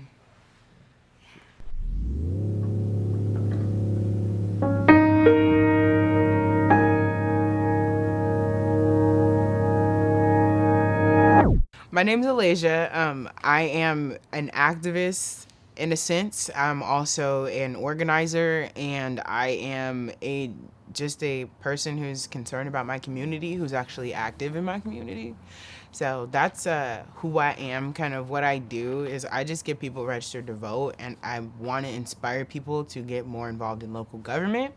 That's why I do what I do and move the way I move, and I'm out here. If I'm not working, I'm organizing. I'm trying to figure out what people are doing in their free time, how much free time they have to come help me do something, whether it be feeding the homeless or putting together charity events to give back to the community or putting together protests. It's kind of something that I've started doing since the protest started, but I've realized that it's more than just protesting. So that's what I've been up to. I definitely want to talk about unemployment first, just because when unemployment is for us here in Oregon, at least, the unemployment rate has been ridiculous for people of color. It's been almost 3 times as bad. And when you look at the rate at which people were getting their unemployment claims actually handled here in Portland, they had only gotten through like 25% of them before, I think it was like July, like before July, they'd only gotten through 25% of them. So it's like this whole time they're not getting anything done. And then they fire the head of the housing authority. I can't remember her name right now, but they fired her. And right after she was fired, almost 75% of the claims went through processing. And this was like maybe 3 weeks after she was fired. So it shows that it's definitely something that's an issue within our city that we are not addressing, because while they've started to file these claims and get people their money, they haven't actually started to go through the individual cases. Like, they haven't actually started to actually pick those people out and get them the money. Like, say now your claim is being filed and you're going through the process. Now you're waiting to restart the process because you forgot something from one part of it. It just seems like they are making it really, really, really hard for us to move forward. And it's not just people of color. Unfortunately, it's just for all of us. It's for poor people. It's because we're all suffering. And it's definitely something underneath this administration that no one's really paying attention to. So I think it's important that we address. I definitely don't want to kind of be the person to kind of say you need to just go and get a job, because we all know that there's factors within getting a job. And right now in Oregon, the housing crisis that's going on hits into our unemployment crisis, because now you're houseless and you don't have the money to get to work. You don't have the money for childcare. You don't have the money to wash your clothes, to wear to work. You may not even have the clothes for work. So we have bigger issues at play, and we're kind of just being swept under the rug as poor people in general, not just as people of color or BIPOC or whatever people want to call it, because I feel like that's honestly kind of just a general way for people to lump people together. But for all of us middle-class citizens who are being subjected to becoming not only poor, but subjected to becoming extremely poor. The next thing after our economy collapses is going to be a famine. That's just the way it is. So you look at what's happening now, and we look at what can we do to stop it. And I think everything kind of tips back around to putting the money that we get from not only just like, say, the police, but our tax money in general back into our city. We don't see that money at all. I believe it's 1 in 4 Black families have been dislocated since 2010, and that's not the correct number though, because it just can't possibly be true. When you look at the number of people here in Portland, it's not just the people of color who are disproportionate. It's poor people. Like, I want to make this all about Black Lives Matter and, the social justice of it all, but it's so much about just us as poor people and this administration not caring enough about us. But it all kind of falls back on voting, unfortunately. I don't really think there's much. I thought about solutions as far as with the unemployment crisis, and we have a lot of open jobs. COVID has actually opened up a lot of jobs. There's some of the biggest companies in the world that are hiring: UPS, FedEx, Amazon. All those companies are hiring, but they're not providing enough for a family to live on for a 2-bedroom house in Oregon or Washington, and that's just not acceptable. So it's really sad, but we have to kind of demand from our Senate and from our House these things, because we're not going to get it from our government. And that's like crazy. Like, we have to demand it from our state government. Like, that's crazy to me. That's something that we can't forget about, because we are going to continue to pass that down to our kids, and our kids aren't going to learn what they deserve. And that's something that we're already in within the colored community, within every single community, but especially people of color, because within my community, I know for a fact there are people who don't see the way out in the first place. They think this is it. They just want to they want to live right where they are, and they've gotten comfortable. And there's nothing wrong with that. You should be able to be comfortable in your neighborhood, but we're to a point where we can't even afford to be comfortable in our own neighborhoods. So it's kind of just like this never-ending cycle. It's like we're mad, but we don't know what we can do about it. We can vote. That's what we can do. We can demand that our voices be heard and that our people not be pushed into the streets, and then those people be relocated, and those people be relocated, and then those people be relocated because they just don't want you sitting on their sidewalk. That's pretty much all I really had to say about that.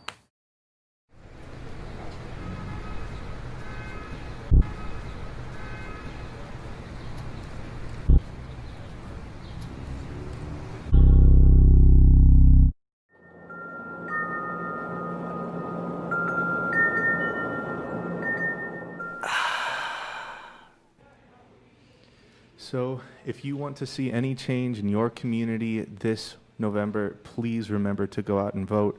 As an Oregon citizen, you've been mailed a ballot. So today was the last day to safely mail in that ballot. So make sure that if you're going to vote as an Oregon citizen, you drive by a ballot drop-off box and drop that ballot in to make sure it gets counted and not returned or doesn't get received too late for the slowdowns at the post office. So today was the last day to safely mail in your ballot. Please go to a ballot drop box.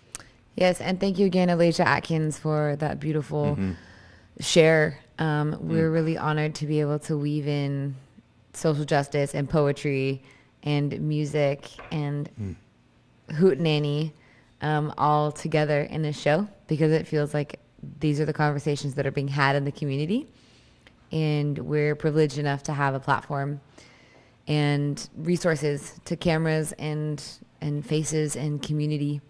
So it feels it's a deep honor to share this, and it's also a deep honor to sit next to Jacob. It's a deep honor to sit next to you. And it's a deep honor to have Isabeau here on our live stream. Thanks a million for being here. And if there's anything you'd like to say as a musician, as a member of our arts community, the floor is yours, Isabeau. As it's related to... As it's related to the social climate into the arts scene in Portland. Or has there been any silver lining? That's the $1 million question. Yeah. Well, I would, for myself, because that's really the only story I have, like the whole picture, all the sides for him. It's very disappointing. There's a lot of disappointment in having freedoms and options taken away as COVID-19 restrictions rolled in, and as our kind of like those convulsions that our world is feeling again, like they didn't come out of nowhere. Like I've felt it too, still in it. So I think humanly, it's uncomfortable. It's super uncomfortable when it affects your employment. It's stressful, and then that can apply stress to your relationships and the way you're thinking. And I think that, I'll speak to COVID, but it was a forced pause, and my hope is that I'm pretty flexible. I think that is something that was a trait that had to be stirred up in me as a child in my family, because you couldn't control all the circumstances. But my hope is that I would pivot fast and I would be creative and give myself time to be disappointed or to mourn loss of freedom of movement, loss of employment, opportunity, whatever. And my hope is that I give myself time for that, and then faster every year shift into, and now I'm here, and what else can I be a part of and get to give that energy to. So if I can't, like I'd mentioned when Luz and Ryan were up here, we were on the road, and then it was just, no, you're not. And I was sad about it, and I still am sad about it, but then I realized I have extra hours, extra energy. I was feeling bummed because I wasn't writing anything, and I was like, I don't feel compelled to share anything I'm writing, new stuff. But I have time. So silver lining for me is time that would have been spent playing my own shows, getting to be with the band. I've reallocated into other people and into the community, into mutual aid. And I'm still trying to figure out how to balance that healthily. But for me, had I been a full-time teacher, had I, because I know a lot of my friends who are teachers are still in the mix of it, which bless you, teachers. Or had we been on the road, that would have been our specific work, but now I'm like, I have this gap of time and space and energy, and I still am here. So silver lining is I've found community in giving myself to other causes. I love that. And you found a silver lining in serving others. Yeah. Yeah. And I think that, well, that must be for me, that has to be a thread in any and all work that I do. So even leaving teaching wasn't like, screw the kids, it's my time. It was, I'm gonna find a new way to be with them. And by the end of my teaching career, I could tell that the kids, because we had built relationship, they were waiting for me to follow through with the things I've been talking about. So not like I owed it to them. I could have stayed and they wouldn't have been like booing me, or I don't think it would have negatively affected their development, but it was risky, and I think that they needed to see that I could make that risk and still remain in their lives in some capacity. Like it wasn't either or, it was like, it's just gonna be something else, something new. We all change, we all evolve. Yeah, and to teach that to, I don't know what age you taught. High school? Yeah. I mean, that's a tender, formative time that we don't get gifted a lot of role models that are holding inequality, this, yes, go live and fulfill your dreams and do the right thing that is in your heart, and to not just drop the ball in the process. Yeah. Well, hey, one of the most amazing parts I've really enjoyed about your music is how healing it is. And that's a gift that I can tell that you give to everyone around you, is you have a very vulnerable healing presence. And so, yeah, I'm looking forward to hearing the rest of your songs tonight and feeling that mutual exchange of healing. So thanks for being here. You got some music for us?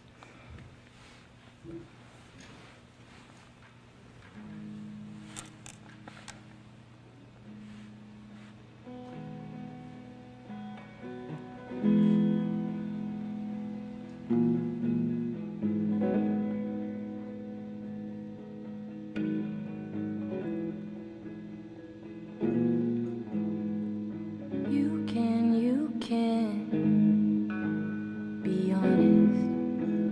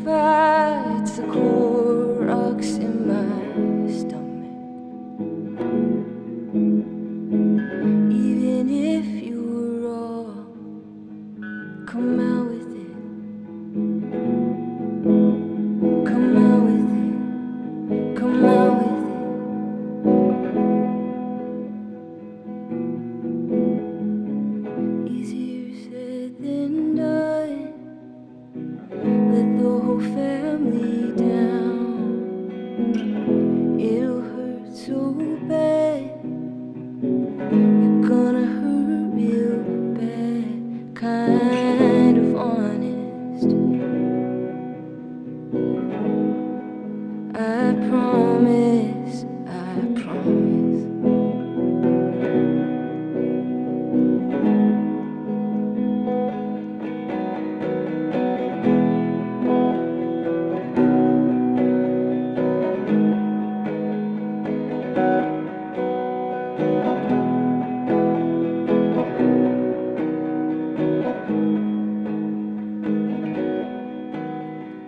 You could, you should be honest. I know you're scared, scared to be honest. Even if you were wrong, come out with it. Come out with it. Come out with it. Come out. Easier said than done. Let the whole family down. It'll hurt so bad.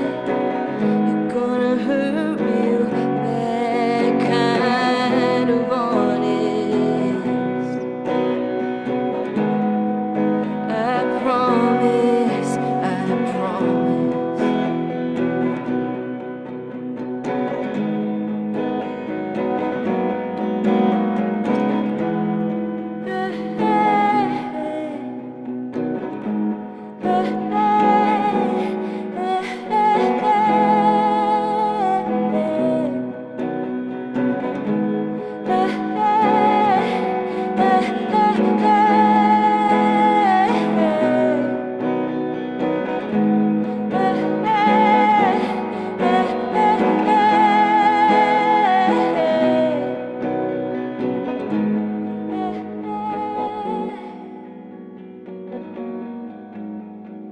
I have two names, but I'm only called by one.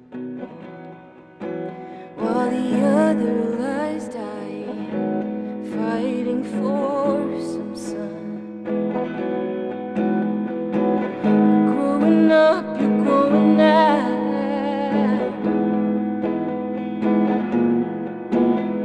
Come out with it, come out with it, come out. Easier said than done. Let the whole family down. It'll hurt so bad. You're gonna hurt real bad, kind of honest. I promise, I promise.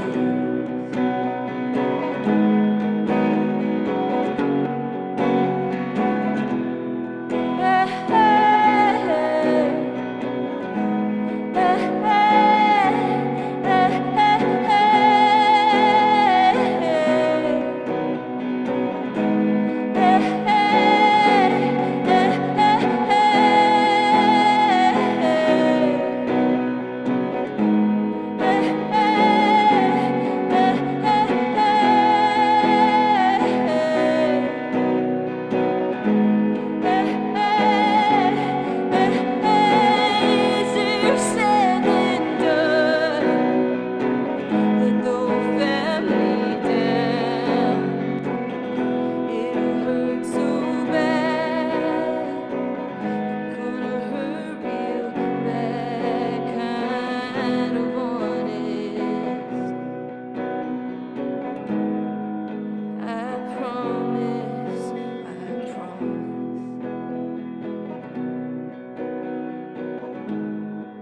I promise, I promise.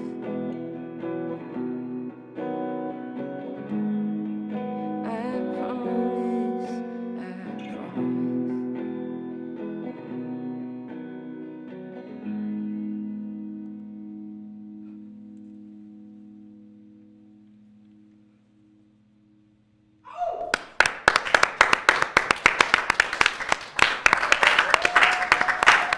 You are such a good songwriter. Oh my Yeah. God.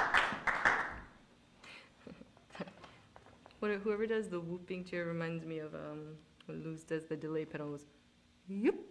Is that you? Well, Wile E. Coyote. Yeah, it's me. Um, When I get excited, I like to make No, loud thank you. noises. I'm grateful that Yeah. it elicited a response and not like boo. That would be undesirable. I mean, I don't remember the last time I actually got to see a real concert besides here, and so this is just a really good feeling to see live Hooping and music. It's a hawing. good feeling, yeah. No, it feels good. So And then like at a real concert, I'd be like, oh my God, Jacob, I want to live by like that song. I want to be honest all the time. yeah, it's like this song is my life, dude. This song is my life. Isn't she really pretty? Yeah. Okay. I think she's gonna play another song. Yeah. Just bringing it back to the old days. Honesty is The best. yeah. It will yeah. Yes. Is Honesty with tact. honesty with tact. Yeah, I wonder like there's types of honesty. I don't need to boil it down like that. Thinking about like when you know something about yourself or about a situation, and I've been trying to practice not just saying what's on my mind, because I don't think that's honesty. I think that's just a lack of I don't know, discipline. But when I feel like me speaking would add something, whether it be for my sake or for someone else's, trying to just get to the point faster. Like I'm a long-winded. I think that's actually my cultural tradition, so I'll own that.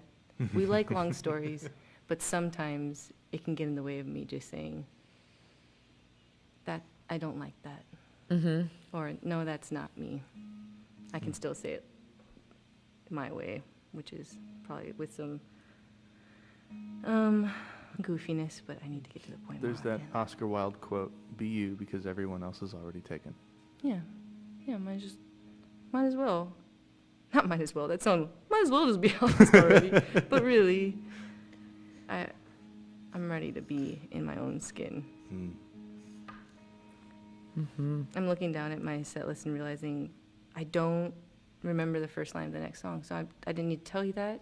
I'm skipping it. But you're being honest. I'm being honest. Oh, yes. Oh. I am. I was not meaning to practice that. That was just Immediately engaged the honesty.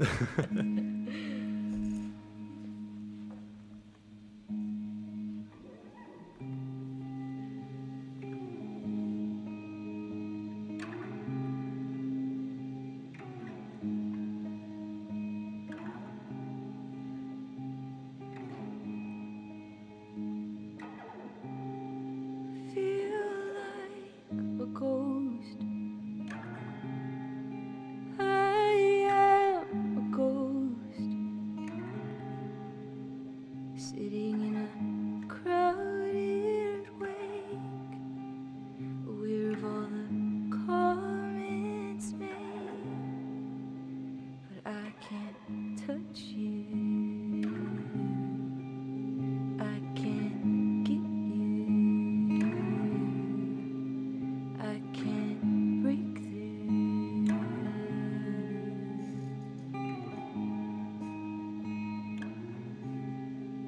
So I can't touch you.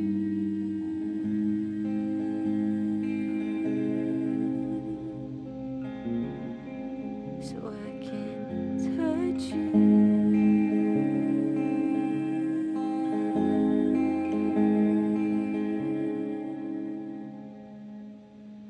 I am a ghost.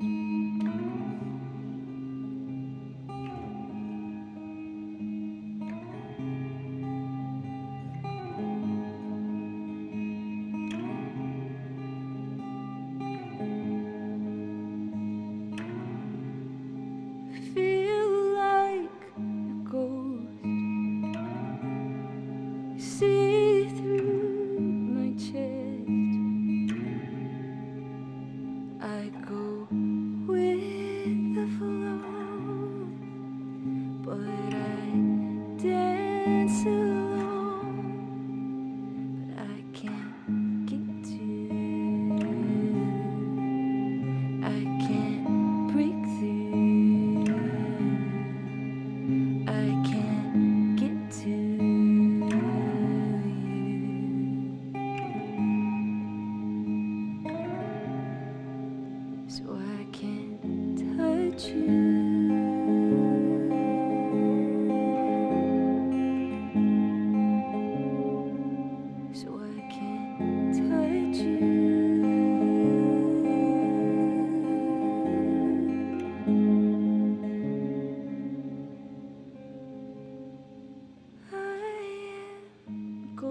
Can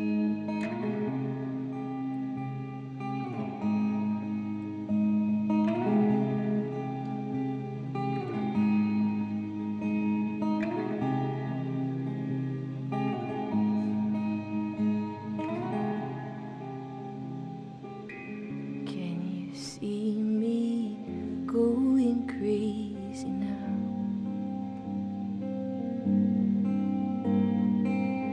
I'm embarrassed you call me crazy now.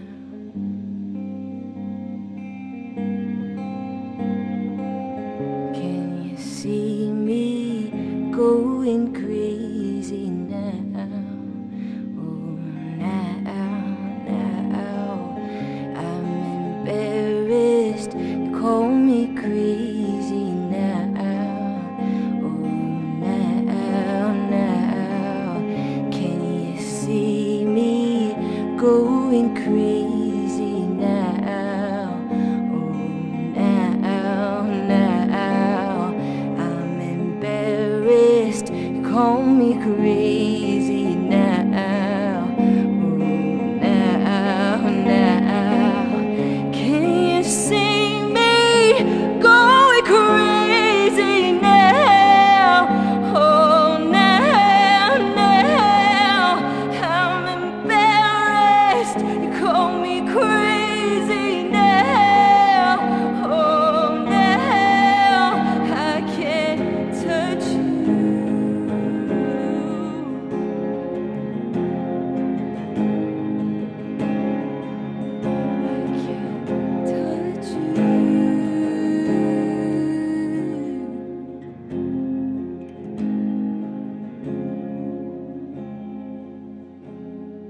Cause I am ghost.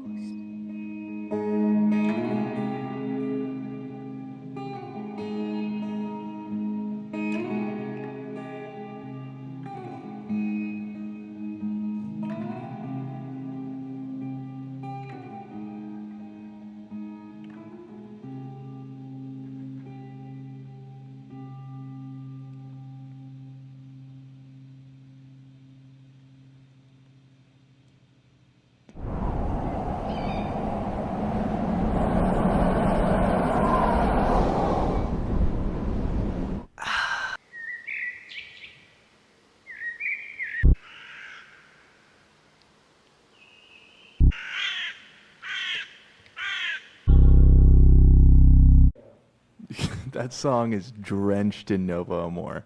Just, oh, so many. Novo more. Novo Amor. You have a lot of really cool mixes of your music delves into the ambient and post-rock side of things, but also at the same time your voice is so powerful.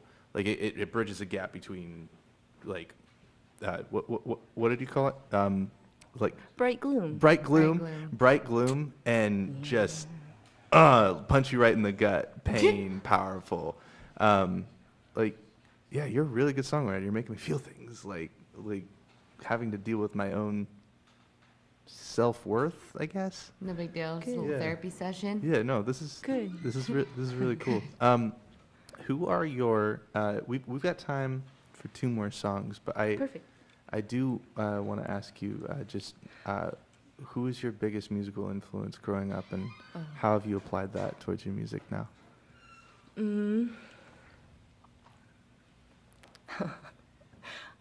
I'm always so nervous for this question because it's probably the same thing when folks are like, so, like, what genre are you? I'm like, oh my gosh, I don't know. Bright gloom. Bright gloom. That's Bright why I gloom. think bright gloom. I was like, it's just, if they're like, that's not a thing, I'll be like, oh, you're not my people. Yeah. I would have to say the most influential, because even though there were things we were hearing on the radio, it probably would be my mom and dad. And I know that sounds maybe like, I don't know, something of course Isabeau would say, but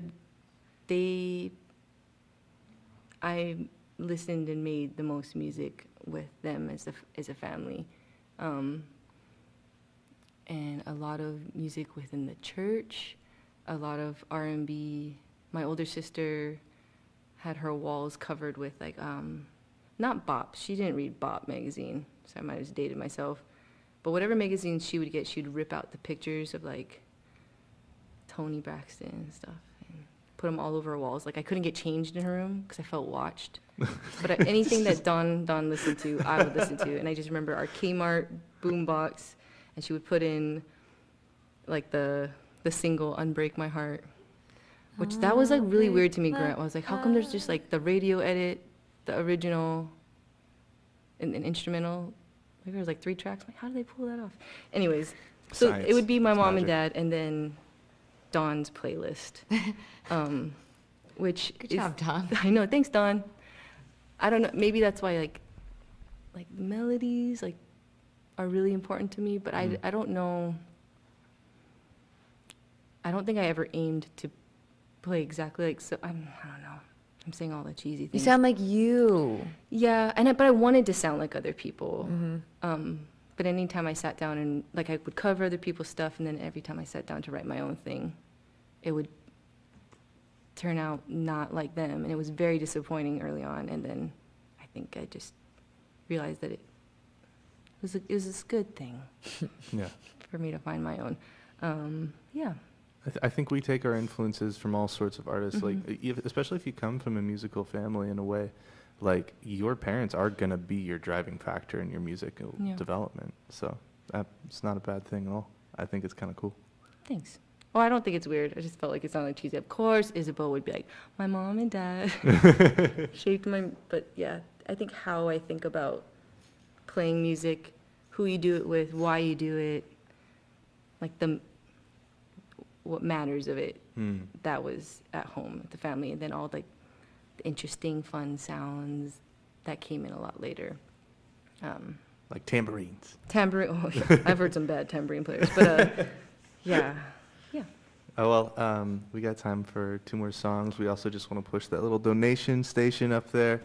Please make sure to show your love. And if you guys donate $100, you get a little vinyl and a T-shirt from Isabeau. So let's hear some music.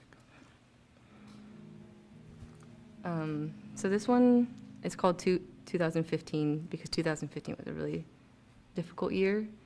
And it makes me think of a conversation I had with my mom growing up, and it was easier for me to kind of survive things if I was like, it's just for a season, and then when this is done, it'll be done, and then we can breathe and move on to the next thing. But then I would start to give seasons end and start dates, just like no one said it would end at that time. I just decided that that's when the season would be done. I remember her telling me something about like, not like be careful of that, but just because we mark it as the end doesn't mean that thing is done and over with. Maybe we just like to compartmentalize it. And I say that because 2015, it got its own song, so I was like, it's not the hardest year, but it was a bad year. And then worse years came. No. I mean, 2020 has been a beautifully tough year. So maybe I should stop naming songs by the year. Because I'll just have, I could have a whole album. Yes, a timeline. Bad years. Takes 10 And years it's to just write. like every year. Well, she put every year on this album, so what does that mean? Yeah. There's some good ones.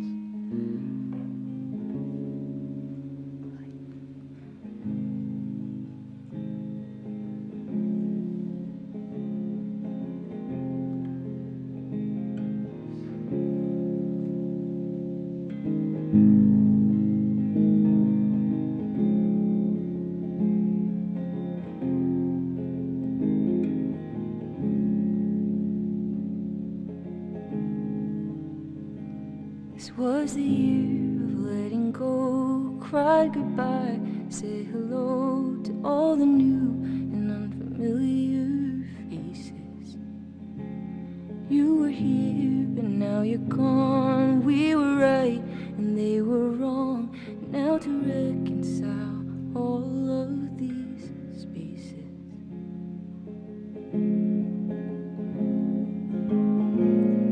When the rains fell, you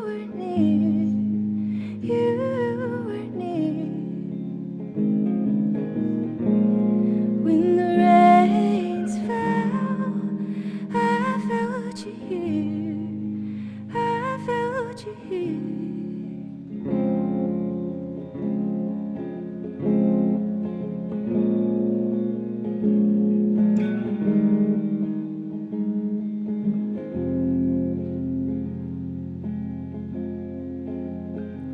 This was the year of letting go. You stepped out, they said no. Do not return to your comfortable spaces. There were days you felt the love, and other days it's not enough to mend and break through this fantastic weakness. When the rains fell, you were near, you were near. When the rains fell, I felt you here, I felt you here.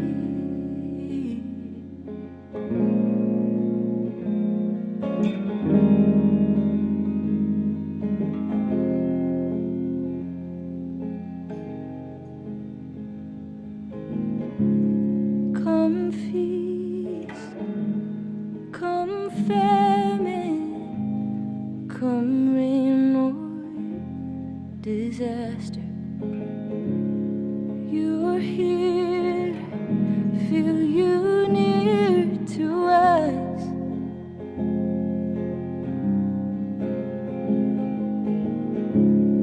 Come feast, or come famine, come rain or disaster. You're here, you're near to us.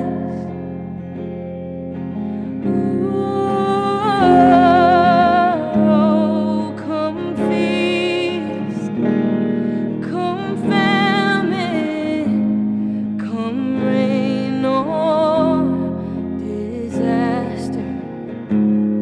You're here, you're near to us.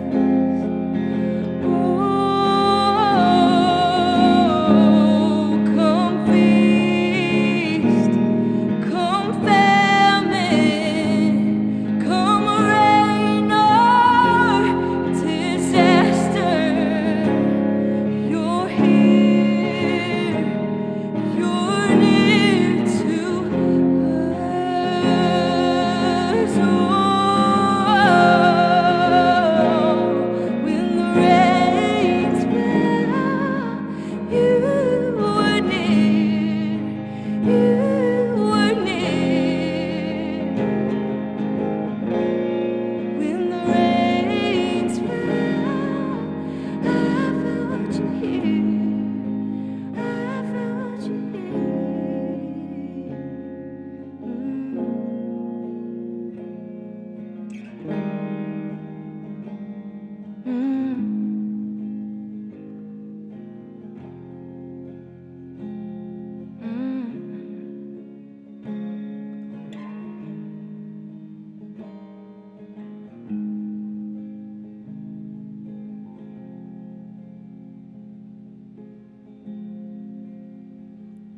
This was the year of letting go. You stepped out, they said no. Do not return to your comfortable spaces. There were days you felt the love, but other days it's not enough to mend and break through this fantastic weakness.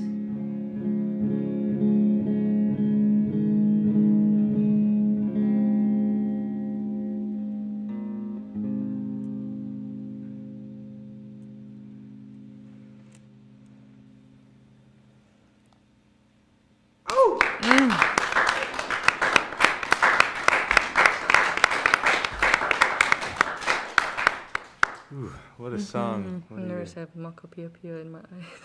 Oh. I should have turned around and done that. Unless it's on you. Is the camera on the host? Nope, definitely Nope. Well, we appreciate vulnerability, honesty here. And that was very, very beautiful honesty. And I think that's a kind that we welcome here on our show. Before we have you play us out, I want to speak to our viewers and say thank you so much for tuning in tonight and supporting our artists, Tevis, Hodge, and Isabeau Walker. Thank you so much for supporting the Mayday LoveStream and for supporting the Hallowed Halls. We are trying to raise $1,000 every night to not only keep the Mayday LoveStream going and our artists afloat during these trying times, but to keep the Hallowed Halls going. There's a very good chance that this place may not exist after December.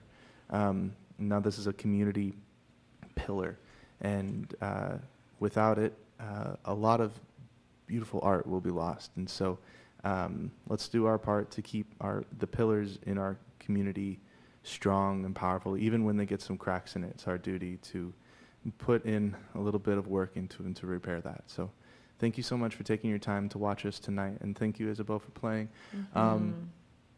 Is there anything you'd like to say, Jenny?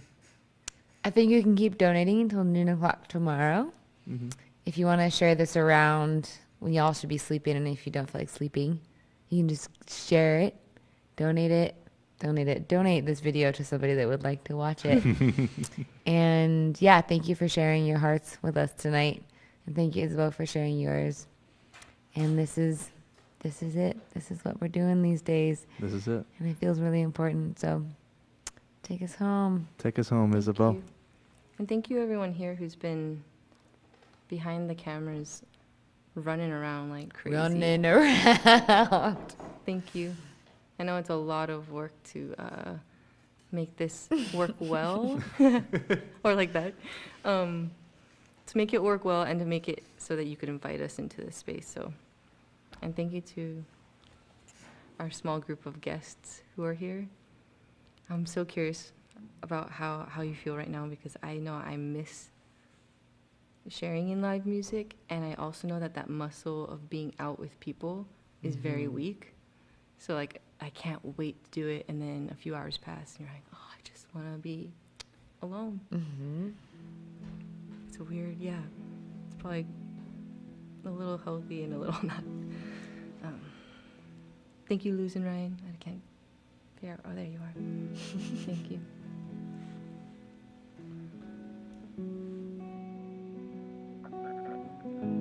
Could you hear that? That was my throat. Did you hear it? Cool. I felt it. A what? Interference?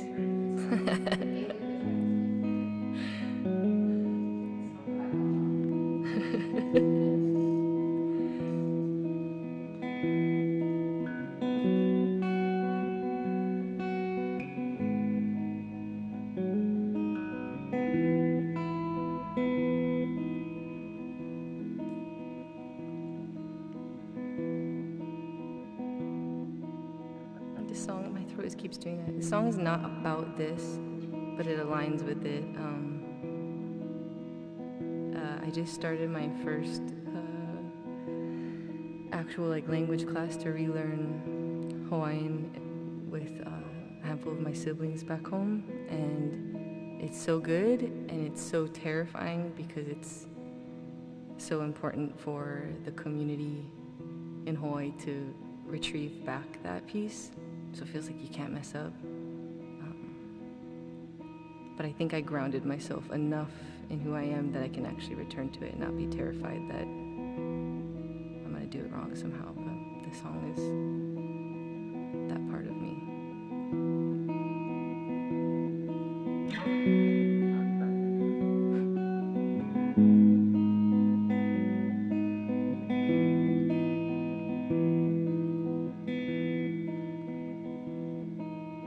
Lay me out on the sand for a quick comparison.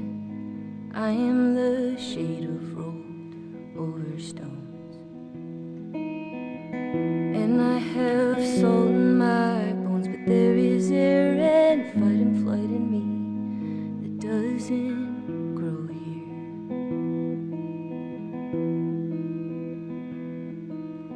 Where did I begin? Who do I belong to? Where did I begin?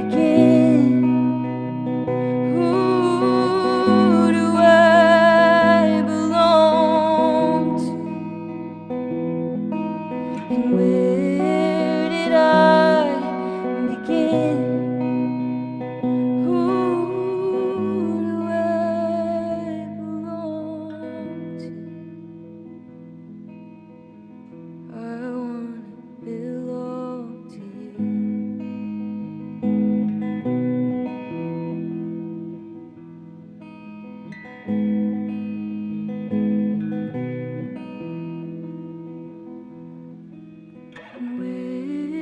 did I begin?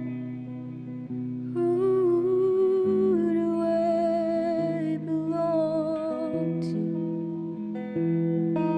But where did I begin? Who do I belong to? I wanna belong to you.